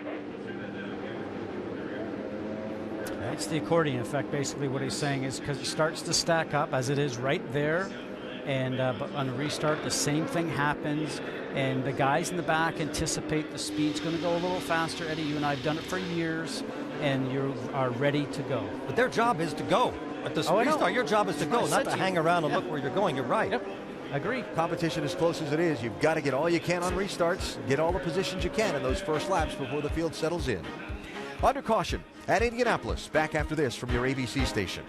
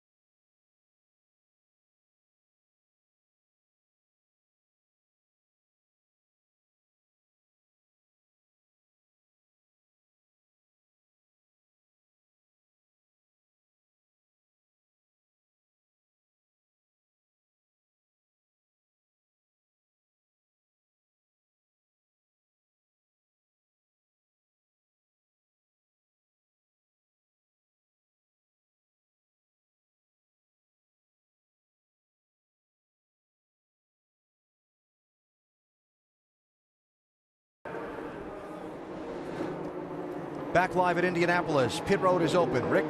Ryan Hunter-Reay brings the car in. They're still discussing what they're going to do for a fuel strategy. He's been playing that game, but the big key right now, he now has sticker red tires. Justin Wilson and Hunter-Reay. And Wilson is going to win the race off the pit lane. He's making some serious statements today. So there's 28 laps to go. It looks like there might be at least 2 more laps under yellow. You could risk making it all the way to the end, Scott. Possibility, depending on how much fuel you're saving. I guess the way that I'm calculating it right now, not knowing exactly what Pagenaud and Hawksworth have done as far as hopefully, obviously, a full tank of fuel. But I counted them as 10 or 11 laps short before this yellow. Will they make it to the end? I guess that's why we're going to stay here and watch. I don't think anybody can do more than 26 laps in a full tank. At least we haven't seen it. So as you look at the running order here, Helio Castroneves did not pit. He's the new leader. Charlie Kimball, Jack Hawksworth, Ryan Briscoe, Sebastian Bourdais, and Takuma Sato run second through sixth, did not pit under the yellow flag. It's been 13 to 10 laps since they pitted in that range for all of those cars in that first 6. Then Justin Wilson winning the race off the pit lane. He's 7th, followed by Ryan Hunter-Reay, Simon Pagenaud, and James Hinchcliffe round out the top 10. So the last 4 that you were talking about, we are sure have a full tank of fuel. There's no way they would take less than a full tank. They've got in a full principle, tank. They've got a full tank, but they're right on the edge of that window. And that's okay. Being on the edge, that makes it possible. Not probable, but possible that you can make it to the end.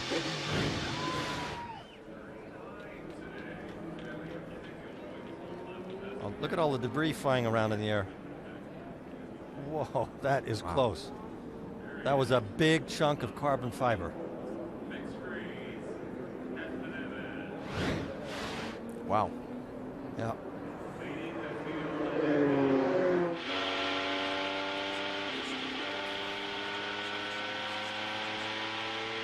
So Hawksworth now finds himself in third position. And he and his team trying to figure out where they stand. It's a total crapshoot. It's a crapshoot. It's literally half of one, half of the other. Yeah, but there's no guarantee these guys are going to make it. Okay, so you're going to be up the grid, and they might have to splash at the end. There you heard it. The big debate before that pit stop as to whether Hawksworth was going to come in or not. In fact, they called for him to come, but he'd already passed the pit lane entrance, so he wasn't able to get in time. Hawksworth, for the first time all weekend, and I've been listening to his radios all weekend, seems a little bit frustrated and a little bit rattled. They're really calming his nerves on the radio, as you heard him say, it's a crapshoot. Hang in there. We're going to be fine. If we don't have any more yellows, I don't believe he can make it to the end.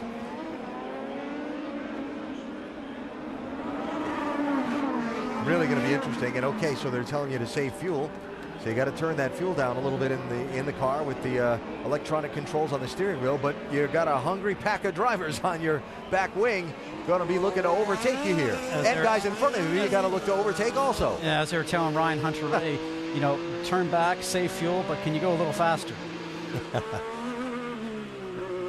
That's like telling somebody to go shopping and not giving him any money.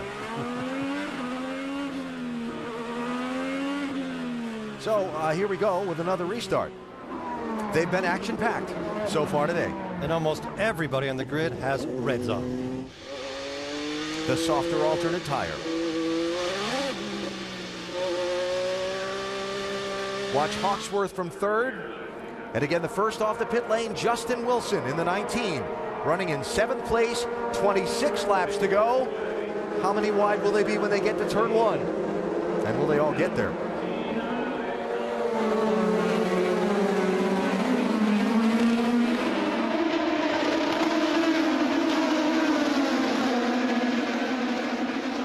That was a very clean start. It'll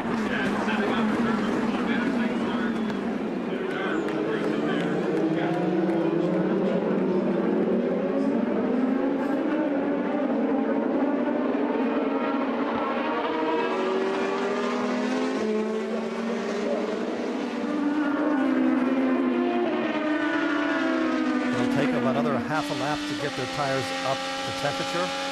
And then we'll see who has what speed-wise. Something just came off around the car, there. yeah. There's been some contact somewhere along there. Obviously no cars. James Hinchcliffe. He's not missing anything from the car. Do you see any pieces missing? No, but strange for him to actually put himself onto the grass, knowing that you probably will not be able to. Oh my God. What happened there? I saw it, but it was broken. I didn't understand what he said. I think he hit the debris. So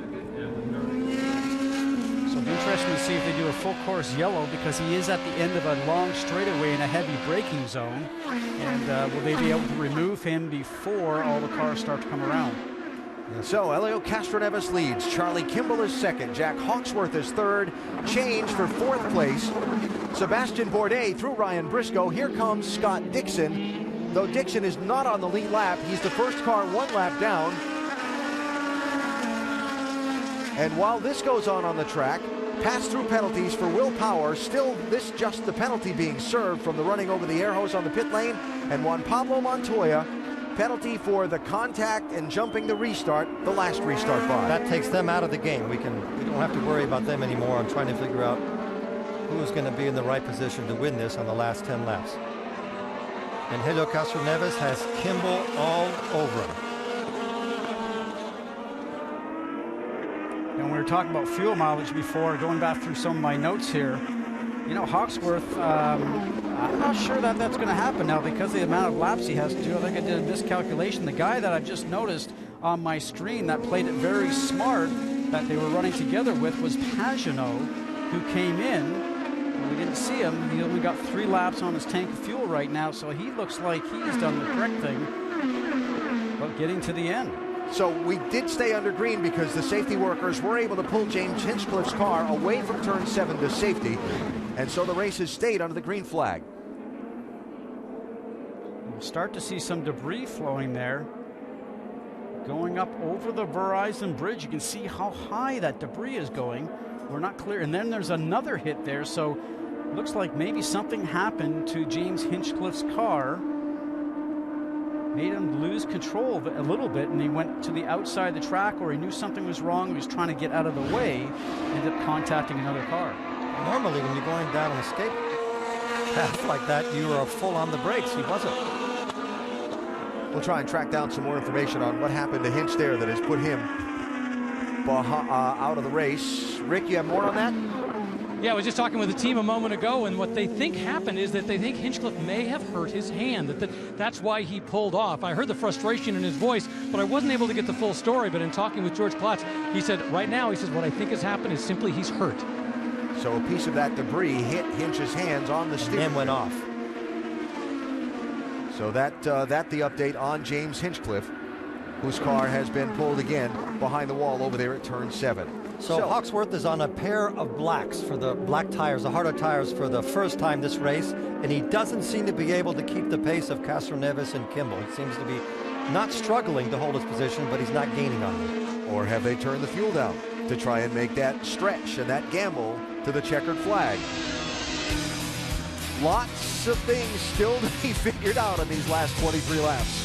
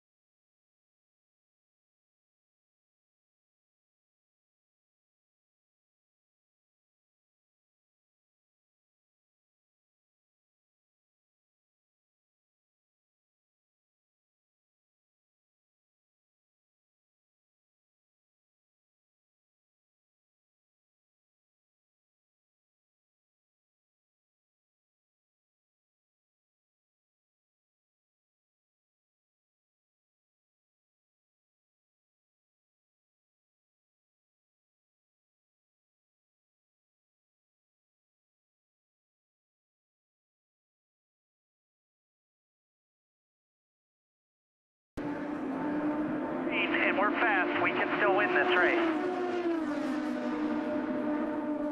So much for the stretch. As you saw, Jack Hawksworth pitting with 21 laps to go.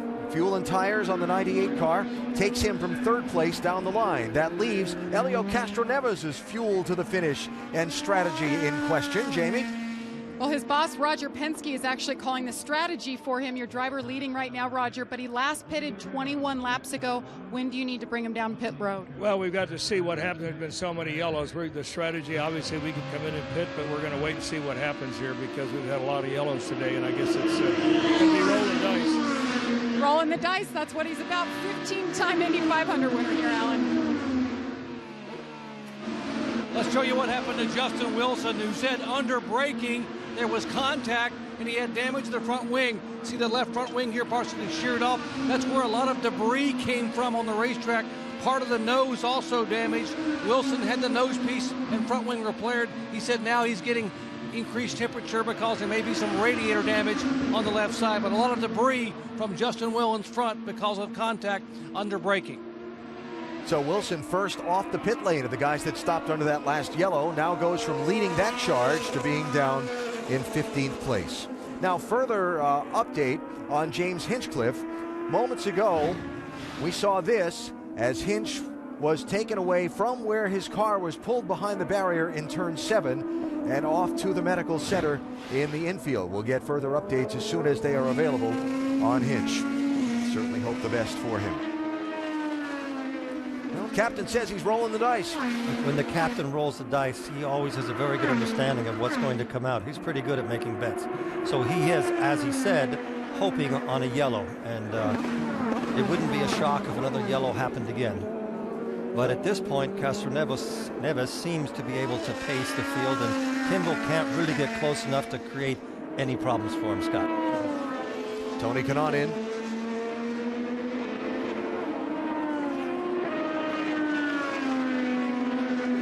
And headed back out. Looked like they needed a new nose piece on that 10 car. We did see some front wing damage after the big restart jumble. He was in 13th place when he came in. So pretty good gap between the top two and third place Sebastian Bourdais. It is 4 seconds between Castroneves and Kimball. And Bourdais there in third. Ryan Briscoe and Takuma Sato also on this alternate fuel strategy here. Remember, Scott Dixon, you're seeing in the picture there, is a lap down in 16th place. And we only have 19 laps to go. So Castroneves and Kimball pitted 22 laps ago. Bourdais, Briscoe, and Sato pitted 19 laps ago, while Pagenaud and the others only pitted 9 laps ago. And we've got 18 to go till the finish. I have a feeling a twist of plot is coming. We reveal it to you after this from your ABC station.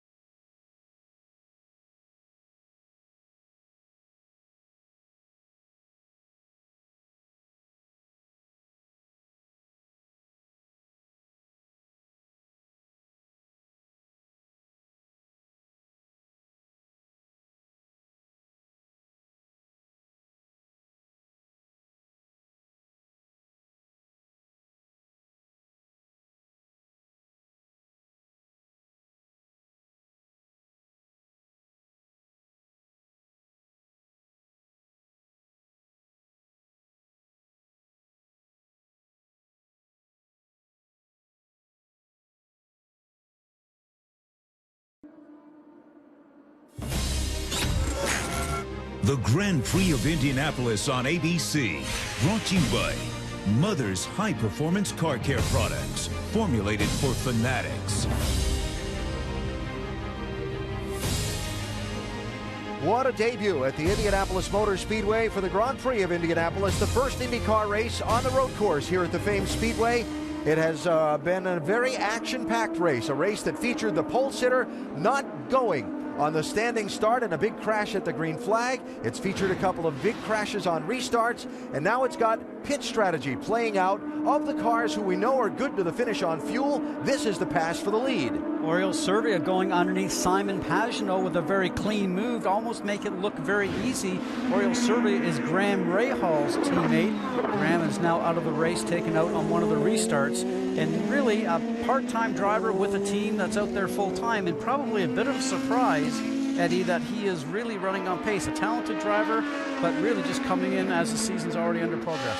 And he seemed to have helped the team from his arrival, and he's also, by the way, the oldest driver, I believe, in the field. And he's making very good handiwork of this race today. He's worked his way all the way up to fifth. So as you see, Servia of the front five, now the leader of those cars that are good to go to the finish on fuel from where they stopped at lap 53. If there isn't a yellow, I don't believe Castroneves and Kimball can make it to the end. No, they look like they're definitely not going to make it. And like I said before, when I was calculating, I really thought that maybe Hawksworth maybe was able to come and make it to the end, but I was in error on that. But the interesting thing, I think, with Hawksworth when he came in, not only did he need fuel, but I think they also found that he was not on pace with the black tires that he had in the car, number one. Number two is I don't think he had enough downforce on the car to be able to run in traffic.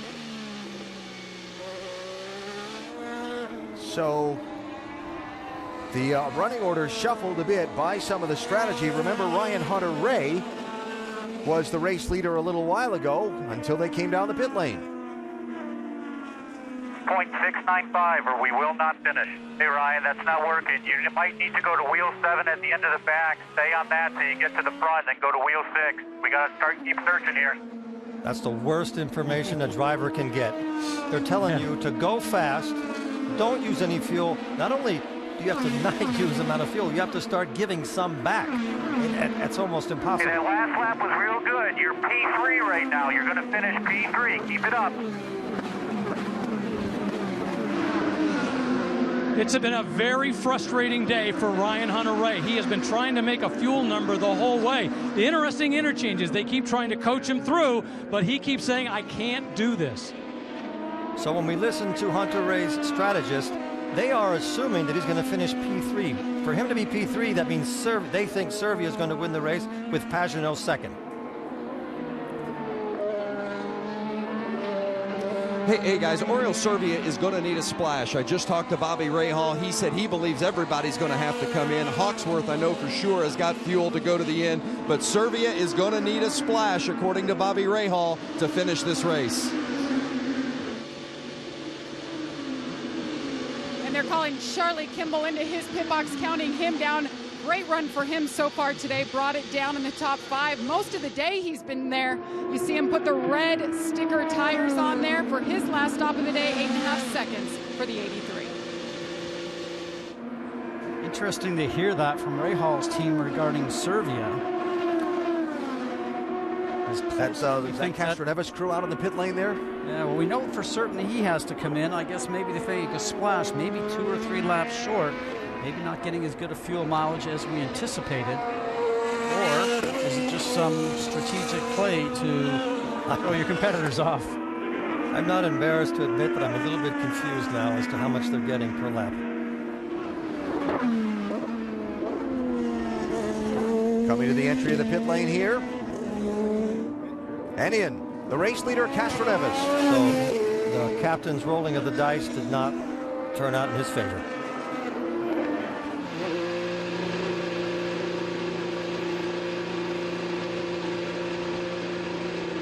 And and it had been 28 laps since Helio Castroneves last pitted, so he went the max distance he could. They were hoping for that caution to help them out. They didn't get it. Helio Castroneves, of course, wanting to climb the fence on his 39th birthday today, comes into his pit box. They'll put the sticker tires on there. 12 laps to go. This is not where Helio Castroneves wanted to be.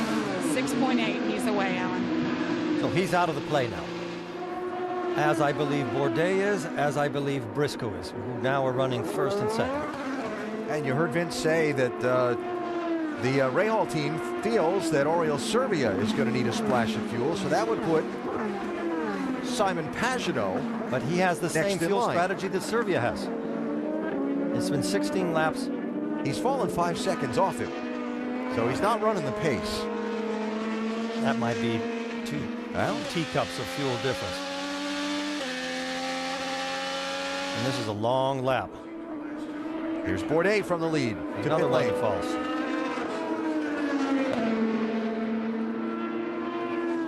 And Sebastian Bourdais pulls into his pit box. These guys are spending about 28 seconds on pit lane. He was the leader. Now he has that long drive all the way down to his pit box. This is just heartbreaking, but that's what racing's all about. 12 laps to go. Sebastian Bourdais is in his pit box, short pitting, but it's not going to help, and it's a long pit stop nonetheless. New leader, Oriol Servia. Alan? Like they had a little trouble getting the fuel connection on the 11 car for Bourdais. Ryan Briscoe also on and off the pit lane on that same strategy. And now I think we'll see Servia, Pagenaud, and Bourdais with a chance to finish, depending on how much fuel they can produce, Scott. Oriol Servia, the veteran, the 39-year-old from Spain. Second-generation racer, son of a Spanish rally champion, whose mom served as dad's navigator in that rally competition.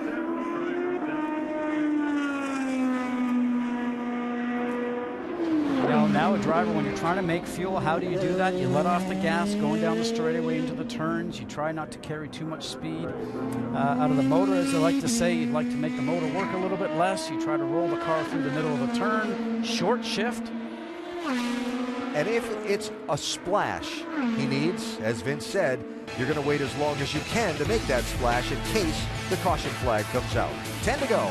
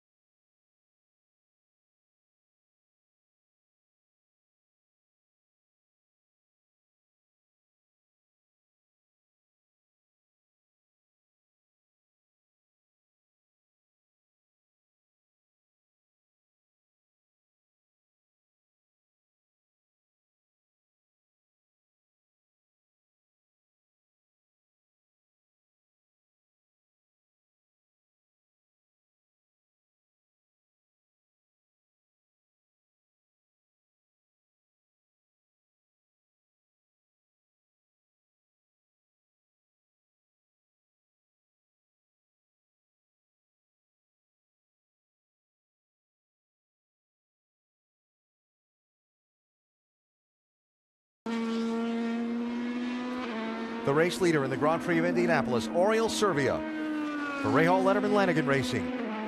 Will he need that splash of fuel at the end? He's got a 7.5-second lead on Simon Pagenaud, who's on the same pit stop schedule as Servia is. Ryan Hunter-Reay, we heard his team radio earlier that if he hit a certain fuel number, they could make it to the end. Hunter-Reay is third, 9.5 seconds behind. Then it's Helio Castroneves. It's been a while since Servia took home that trophy from Montreal. Will circumstances work out for him to take home a prize trophy from Indianapolis today? Rick is in the Hunter-Reay pit.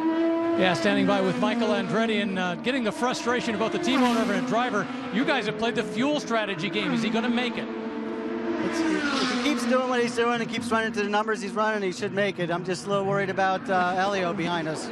Because he's now on a different strategy and can use speed. Yeah, he's running flat out, and we're conserving, so we'll see. By the way, just a moment ago when I asked him what's it like to do this, he said, well, it really sucks. Jamie? Well, Rob Edwards is calling the shots for Simon Pagenaud. You told me a while ago you were about a lap short. How are you looking right now? We're right there. I mean, we're going for it. Obviously, Helio's got fresh tires. He's on full fuel. We're married to our strategy, so we're going to try and make it work. Rolling the dice again, staying out, Alan. Gotta love it. If this was a poker game, I'd say all three of the first three are bluffing. Well, it makes you ask the question then with Serbia, from what we heard from the Rahal team, that he's going to need a splash. He continues to stretch. He's now up to 8-second lead over Pagenaud. So do they feel that they'll just have him come in and take a splash of fuel? But the key thing here, guys, is that this is not a short pit lane. If you come on pit lane, it's 48 seconds. You are done. So I'm watching lap times just to try and get a grip on who's doing what. Last lap by, Serbia ran a 71.5-second lap around the speedway. Pagenaud ran a 72-second lap. Hunter-Reay ran 72.5 seconds, even slower yet. And then you get back to Castroneves, who's still coming up to speed off the pit lane on those newer tires. So we'll watch the gap between Castroneves. You heard the two people we interviewed there both mentioned the 3-car who just came off the pit lane with fuel to make the finish and the fresher tires. But it really comes down to being as smooth as you can, staying off that brake pedal as much as you can, dialing everything you can out of the engine, just trying to keep your speeds up and being as efficient, way beyond the efficiency they've done to this point in the race. So Castroneves is 17 seconds behind Serbia. Last lap by, he ran about... Scott Dixon not for position there. Remember, he's a lap down. Castroneves ran about a second faster than Pagenaud did.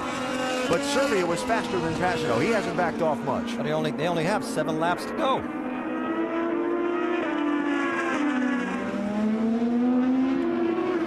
Now, you mentioned Serbia's team, a part-time team. This is not an effort that's running for the championship. So at this point, you stay out there, hope somebody crashes and the race finishes under caution and you can putt around and try and win? That is a strategy. You know? If hope is a strategy, that's a good one. Well, it's about what they've got. That's about all you have at this point. You cannot come into pits, like Scott said earlier, because you're out of it. You'll go all the way back to probably 15th. I just don't think that they're planning on making the finish because he's not slowed down as much as Pagenaud is, and you heard from Rob Edwards there a minute ago, and also from Michael Andretti about Hunter-Reay. If he keeps making the number he's making, we'll make it. How about it, Vince?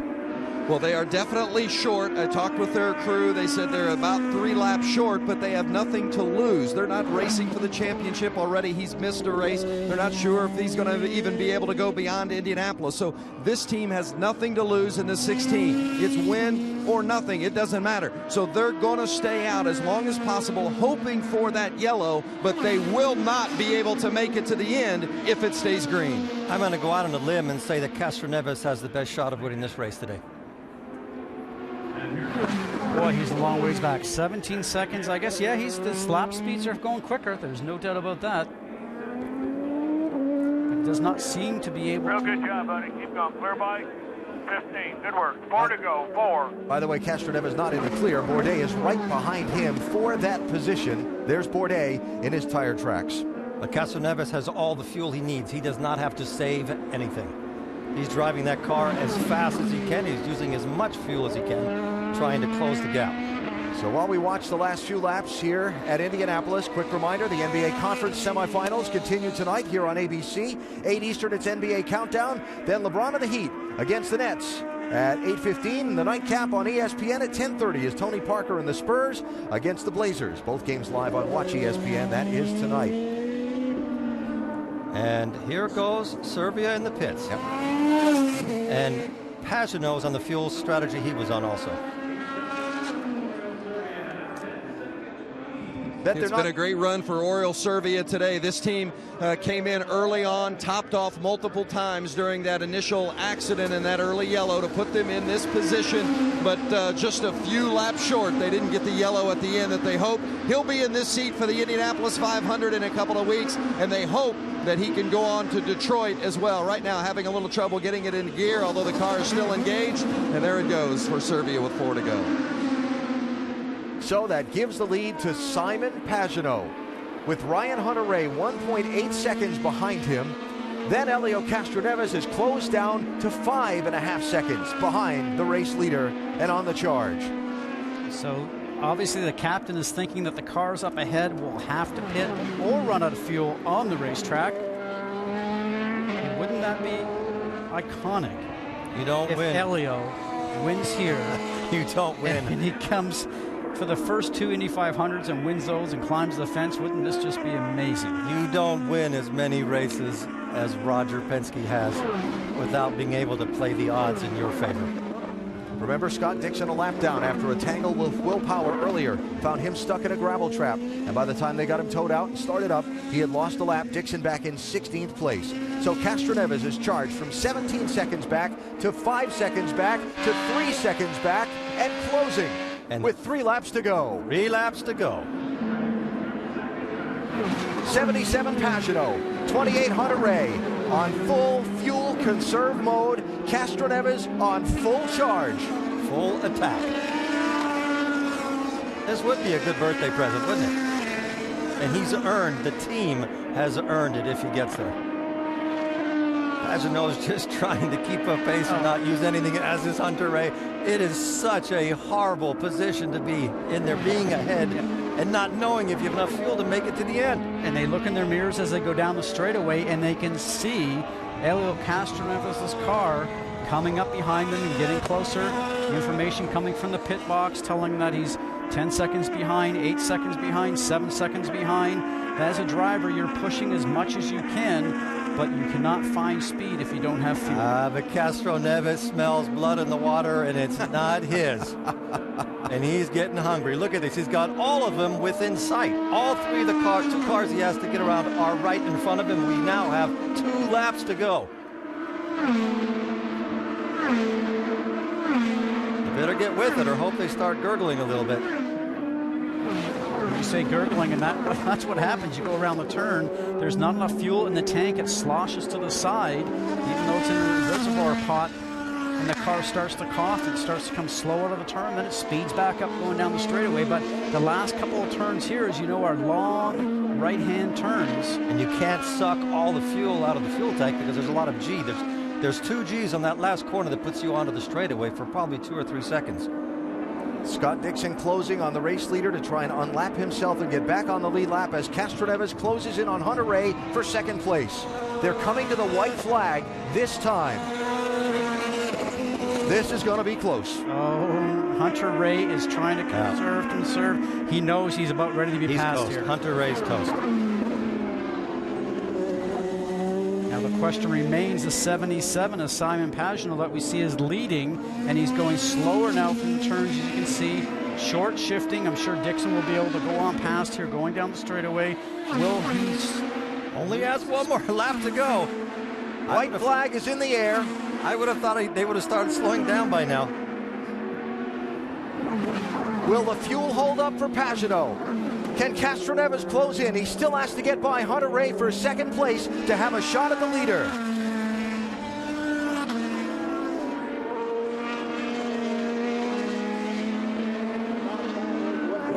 Onto the backstretch. Final time. A trophy in Indianapolis, tantalizingly close. Will the fuel hold up?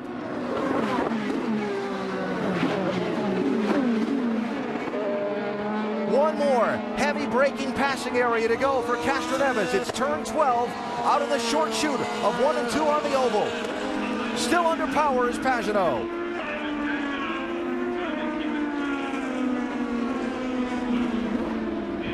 Here they come. Is he slowing down? Trying to milk it, trying to nurse it.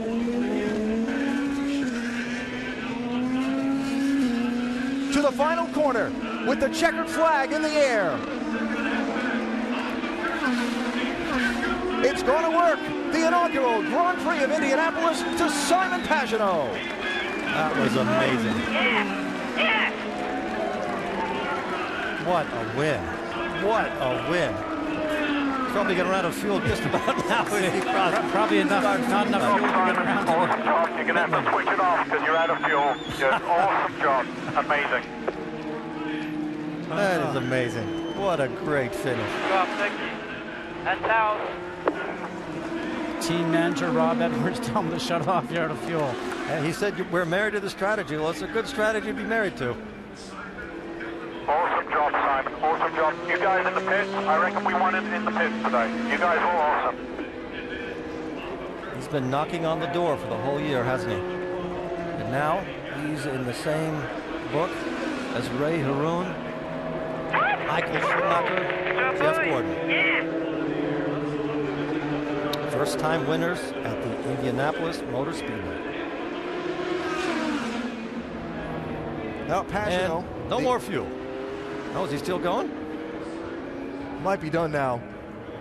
Pagenaud was on the lips of a lot of folks as a possible championship contender this season, driving for the Schmidt-Peterson Motorsports team. They have been solid through the first 3 races of the season. Now they come here to Indianapolis in the month of May and start off their 3-week run here at the Speedway with Pagenaud's 3rd career win in the Verizon IndyCar Series. And boy, I'll bet those calculations were crunched and crunched again, Jamie. It was certainly a team effort. A lot of teams rolled the dice. You guys come out on top. We're watching your driver. What does this mean to you? You just told him you guys won it from the pits today. You know, we won it as a team effort, like you say. You know, he did a fantastic job. He doesn't like saving fuel. He did everything we asked. You know, great pit stops. Dan doing the fuel calcs, just, you know, amazing job. You know, it is a team sport, a team effort, but Simon, just awesome. Everything he did everything we asked him to today. There's got to only be a couple drops of fuel left. Sam Schmidt, the owner, is consumed by the media right now. We'll try to get a word with him, but what a big day for Sam Schmidt, the owner of this team. We await his driver as he makes his way. Hopefully, Alan, he has enough fuel to get around here. Looks like he's been able to make it around under power, Jamie. What a victory.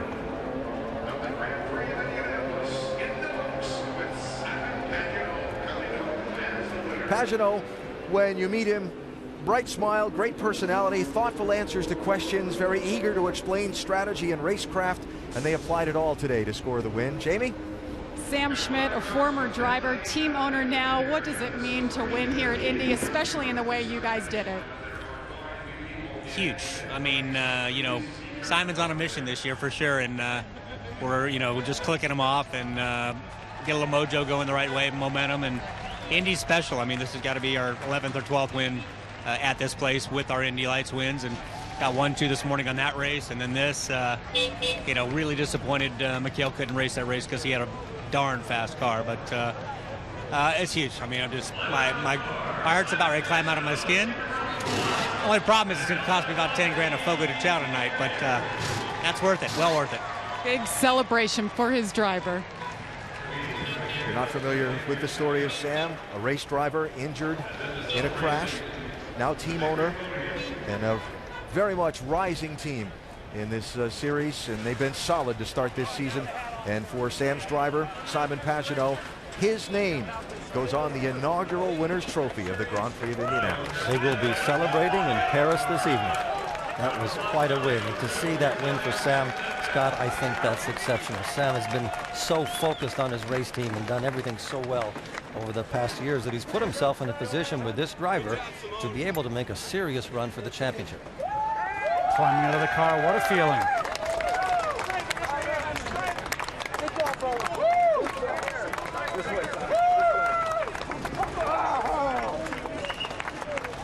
Simon Pagenaud has won the inaugural Grand Prix of Indianapolis. He's been so close this season with top 5 after top 5, but today was your day. How nerve-wracking was it in those final laps knowing the fuel was running low? And did you hear the number they were asking for? I don't know. This car's making fuel, I think, thanks to Honda. They've, I mean, this car is unbelievable. And the engine, I mean, the fuel I was saving is amazing. With the pace, it was nerve-wracking. I got to tell you, I was worried about Helio coming back, and I didn't know what Antaray was doing either. So I just kept working on my lap time, while saving fuel, being off throttle. I don't like racing off throttle, but it worked out for us. Then thanks to the whole SPM team, I think it's amazing. The car that they provided me this weekend was definitely the fastest, and we got the win. So thanks to everybody. History makers at Indianapolis, you're now one of them as the initial winner of the inaugural Grand Prix of Indianapolis. What does that mean to you? It's pretty cool. It's pretty cool. It feels awesome. Obviously, we work on this every weekend and week out, and this year we're definitely in the hunt for the championship. But here, looking at the pagoda, it's very emotional. So very happy my dad's here, and he never comes here, so it's amazing. Simon Pagenaud, the winner of the inaugural Grand Prix of Indianapolis. And so look at how they finished today here at Indianapolis with Pagenaud the winner. Castroneves, what a charge from 17th back to within 1.8 seconds of the win. He has to settle for third. Amazing, you know, because I watch what's going on this season. We always expect the big teams to really be competitive, Eddie, and to dominate, especially when we come to places here like Indianapolis. But you think about the couple of races that we've had this year that have been won by the small teams, like today. I love these new cars. I love these new rules. I really like the engine regulations, and it's a big battle.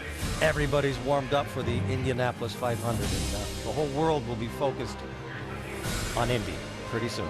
We will have and continue to pursue further updates on James Hinchcliffe on ESPN.com, on our IndyCar coverage, and also on SportsCenter on ESPN. So, next weekend, the qualifying here at Indianapolis, including the Run for the Pole. We'll have it Saturday and Sunday, including extended coverage over on Watch ESPN. And then in 2 weeks, the 98th Indianapolis 500. If it's as exciting as today, it's going to be spectacular. ABC World News or your local news is next. Simon Pagenaud is your winner.